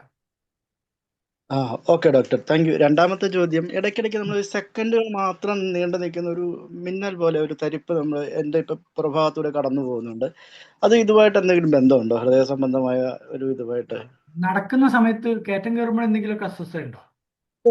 ഒരു ടൈമിങ് പറയാൻ പറ്റില്ല. ചിലപ്പോൾ നമ്മൾ ഡ്രൈവ് ചെയ്യുമ്പോഴായിരിക്കും, ചിലപ്പോൾ നമ്മൾ ഇവിടെ ഇരിക്കുമ്പോഴായിരിക്കും. അത് 1-2 ദിവസങ്ങളിലൊക്കെ ചില സമയത്ത് ഇങ്ങനെ സംഭവിക്കാറുണ്ട്. അതാണ് എൻ്റെ സാധ്യത ക്വസ്റ്റ്യൻ. കുറവാണ്, പക്ഷെ ഇങ്ങനെയുള്ള ക്ലിനിക്കൽ ക്വസ്റ്റ്യൻസ് നമുക്ക് ഇതിലൂടെ പറയുന്നതിന് ഒരു പരിമിതിയുണ്ട്. കാരണം പലപ്പോഴും നമ്മുടെ മിസ്സായി പോവാം. ഇങ്ങനെ നമ്മളെ പിന്നെ ഞാൻ പറയുന്ന ഡയഗ്നോസിസ് ചിലപ്പോൾ തെറ്റാവുന്ന സാധ്യതയുണ്ട്. അപ്പോൾ അങ്ങനെ എന്തെങ്കിലും സംശയം ഉണ്ടെങ്കിൽ ഒന്ന് ആരെയും കാണിച്ചിട്ട് ഒന്ന് അസസ് ചെയ്യുന്നത് നന്നായിരിക്കും. കാരണം ഒരുപാട് കാര്യങ്ങൾ വേറെയും ചോദിച്ചറിഞ്ഞാലേ എനിക്ക് ഇതിനൊരു കൺക്ലൂഷൻ പറയാൻ പറ്റുള്ളൂ. ഇന്നിപ്പോ സമയം കുറവായതുകൊണ്ട് ഓക്കെ ഡോക്ടർ, ഓക്കെ ഡോക്ടർ, ശരി. ഇതിൽ വേറെ 1-2 ക്വസ്റ്റ്യൻ വന്നിട്ടുള്ളത് ഫസ്റ്റ് എയ്ഡ് കിറ്റ് വേണോ എന്നുള്ളത് ഉണ്ട്. അപ്പോൾ അതിൽ തീർച്ചയായിട്ടും പിന്നെ ആസ്പിരിനും പിന്നെ സ്റ്റാറ്റിൻ എന്ന് പറഞ്ഞ മരുന്നുണ്ട്, കൊളസ്ട്രോളിന് കൊടുക്കുന്ന. ഈ 2 മരുന്നുകളാണ് നമുക്ക് ഒരു രോഗിയെ ആശുപത്രിയിൽ എത്തിക്കുന്നതിന് മുമ്പ് ധൈര്യമായിട്ട് പിന്നെ ഫസ്റ്റ് എയ്ഡ് കിറ്റിൽ കൊടുക്കാൻ പറ്റുന്ന മരുന്ന്. അത് വീട്ടിൽ കീപ്പ് ചെയ്യുന്നതിൽ തെറ്റില്ല. പിന്നെ വേറൊരു ക്വസ്റ്റ്യൻ ഉള്ളത്, ഹാർട്ട് അറ്റാക്ക് സ്ട്രെസ് കൊണ്ടും സഡൻ ഇമോഷണൽ പ്രശ്നം കൊണ്ടും വരുമോ എന്നുള്ളതാണ്. അത് തീർച്ചയായിട്ടും അങ്ങനെ വരാൻ സാധ്യതയുണ്ട്. അതിൻ്റെ ഒരു ശാസ്ത്രം എന്താന്ന് വെച്ചാൽ, നമ്മുടെ ഹാർട്ടിനകത്ത് ഇപ്പം നമുക്കൊക്കെ തന്നെ ബ്ലോക്കുകൾ ചിലപ്പോൾ ഒളിഞ്ഞു കിടക്കുന്നുണ്ടാവും. പക്ഷെ ആ ബ്ലോക്കിനൊരു പ്രത്യേകത എന്ന് വെച്ചാൽ ആ ബ്ലോക്കിന്റെ മുകളിലൂടെ ഒരു പാളി ഉണ്ട്, വളരെ ഉറച്ചു പോയി സ്റ്റേബിൾ ആയ ഒരു പാളി ഇങ്ങനെ ഉണ്ടാവും. ആ പാളി ഉള്ളിടത്തോളം സമയം നമുക്ക് ബ്ലഡ് ക്ലോട്ടിങ് വരില്ല, അറ്റാക്ക് സംഭവിക്കില്ല. പക്ഷേ നമുക്ക് സഡൻ ആയിട്ടൊരു ഇമോഷണൽ സ്ട്രെസ്സോ കാര്യമായിട്ടുള്ള പ്രശ്നങ്ങളോ വരുന്ന സമയത്ത് ഈ ചില ഹോർമോണുകൾ വരുന്ന കാരണം ഈ പാളി പൊട്ടിപ്പോകും.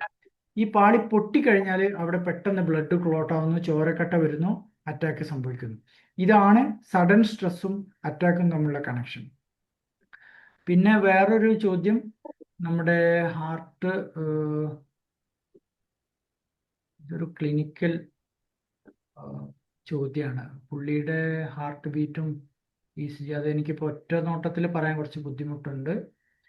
പിന്നെ COVID-19 ഡി ഡൈമറിന്റെ ഒരു ക്വസ്റ്റ്യൻ ആണ്. ഡി ഡൈമർ 2000 കുറച്ചൊരു ഹൈ ആയിട്ട് കാണിക്കുന്ന ഒരു ക്വസ്റ്റ്യൻ ആണ്.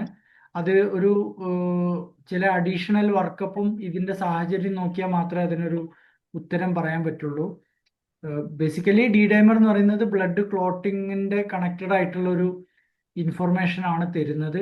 അപ്പോൾ ചില പ്രത്യേക സാഹചര്യങ്ങളിൽ അത് ഫോളോ അപ്പ് ചെയ്യുന്നത് നന്നായിരിക്കും. പിന്നെ ഡയബറ്റിസ് എങ്ങനെയാണ് ഹാർട്ടിനെ ബാധിക്കുന്നത് എന്നുള്ളൊരു വളരെ നല്ലൊരു ക്വസ്റ്റ്യൻ ഉണ്ട്. ബേസിക്കലി ഡയബറ്റീസ് പല രീതിയിൽ ഹാർട്ടിനെ ബാധിക്കും. അതിൽ ഒന്നാമത്തേത് ഹാർട്ടിൽ ബ്ലോക്ക് ഉണ്ടാക്കും എന്നുള്ള കാര്യം എല്ലാവർക്കും അറിയാം.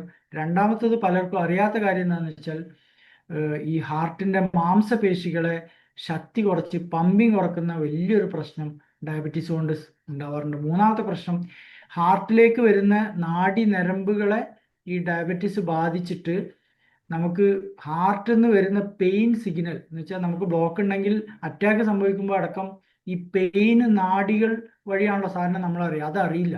അതുകൊണ്ടാണ് ഡയബറ്റീസ് ഉള്ളവർക്ക് സൈലന്റ് അറ്റാക്ക് എന്ന് പറയുന്നത്. എന്ന് വെച്ചാൽ നമ്മളെ പറ്റിക്കും, ഡയബറ്റീസ് നമ്മളെ ചതിക്കും. പിന്നെ ഡയബറ്റീസും പിന്നെ ഹാർട്ടും തമ്മിലൊരു കണക്ഷൻ എന്ന് വെച്ചാൽ ഈ ഹാർട്ടിനകത്തുള്ള ഇലക്ട്രിക്കൽ സിസ്റ്റത്തെ വരെ ഡയബറ്റീസ് ബാധിക്കാൻ സാധ്യതയുണ്ട്. അതുകൊണ്ട് ഡയബറ്റീസ് ഉള്ള ഒരു വ്യക്തി ഷുഗർ വളരെ കൃത്യമായിട്ട് കൺട്രോൾ ചെയ്ത് പോകണം.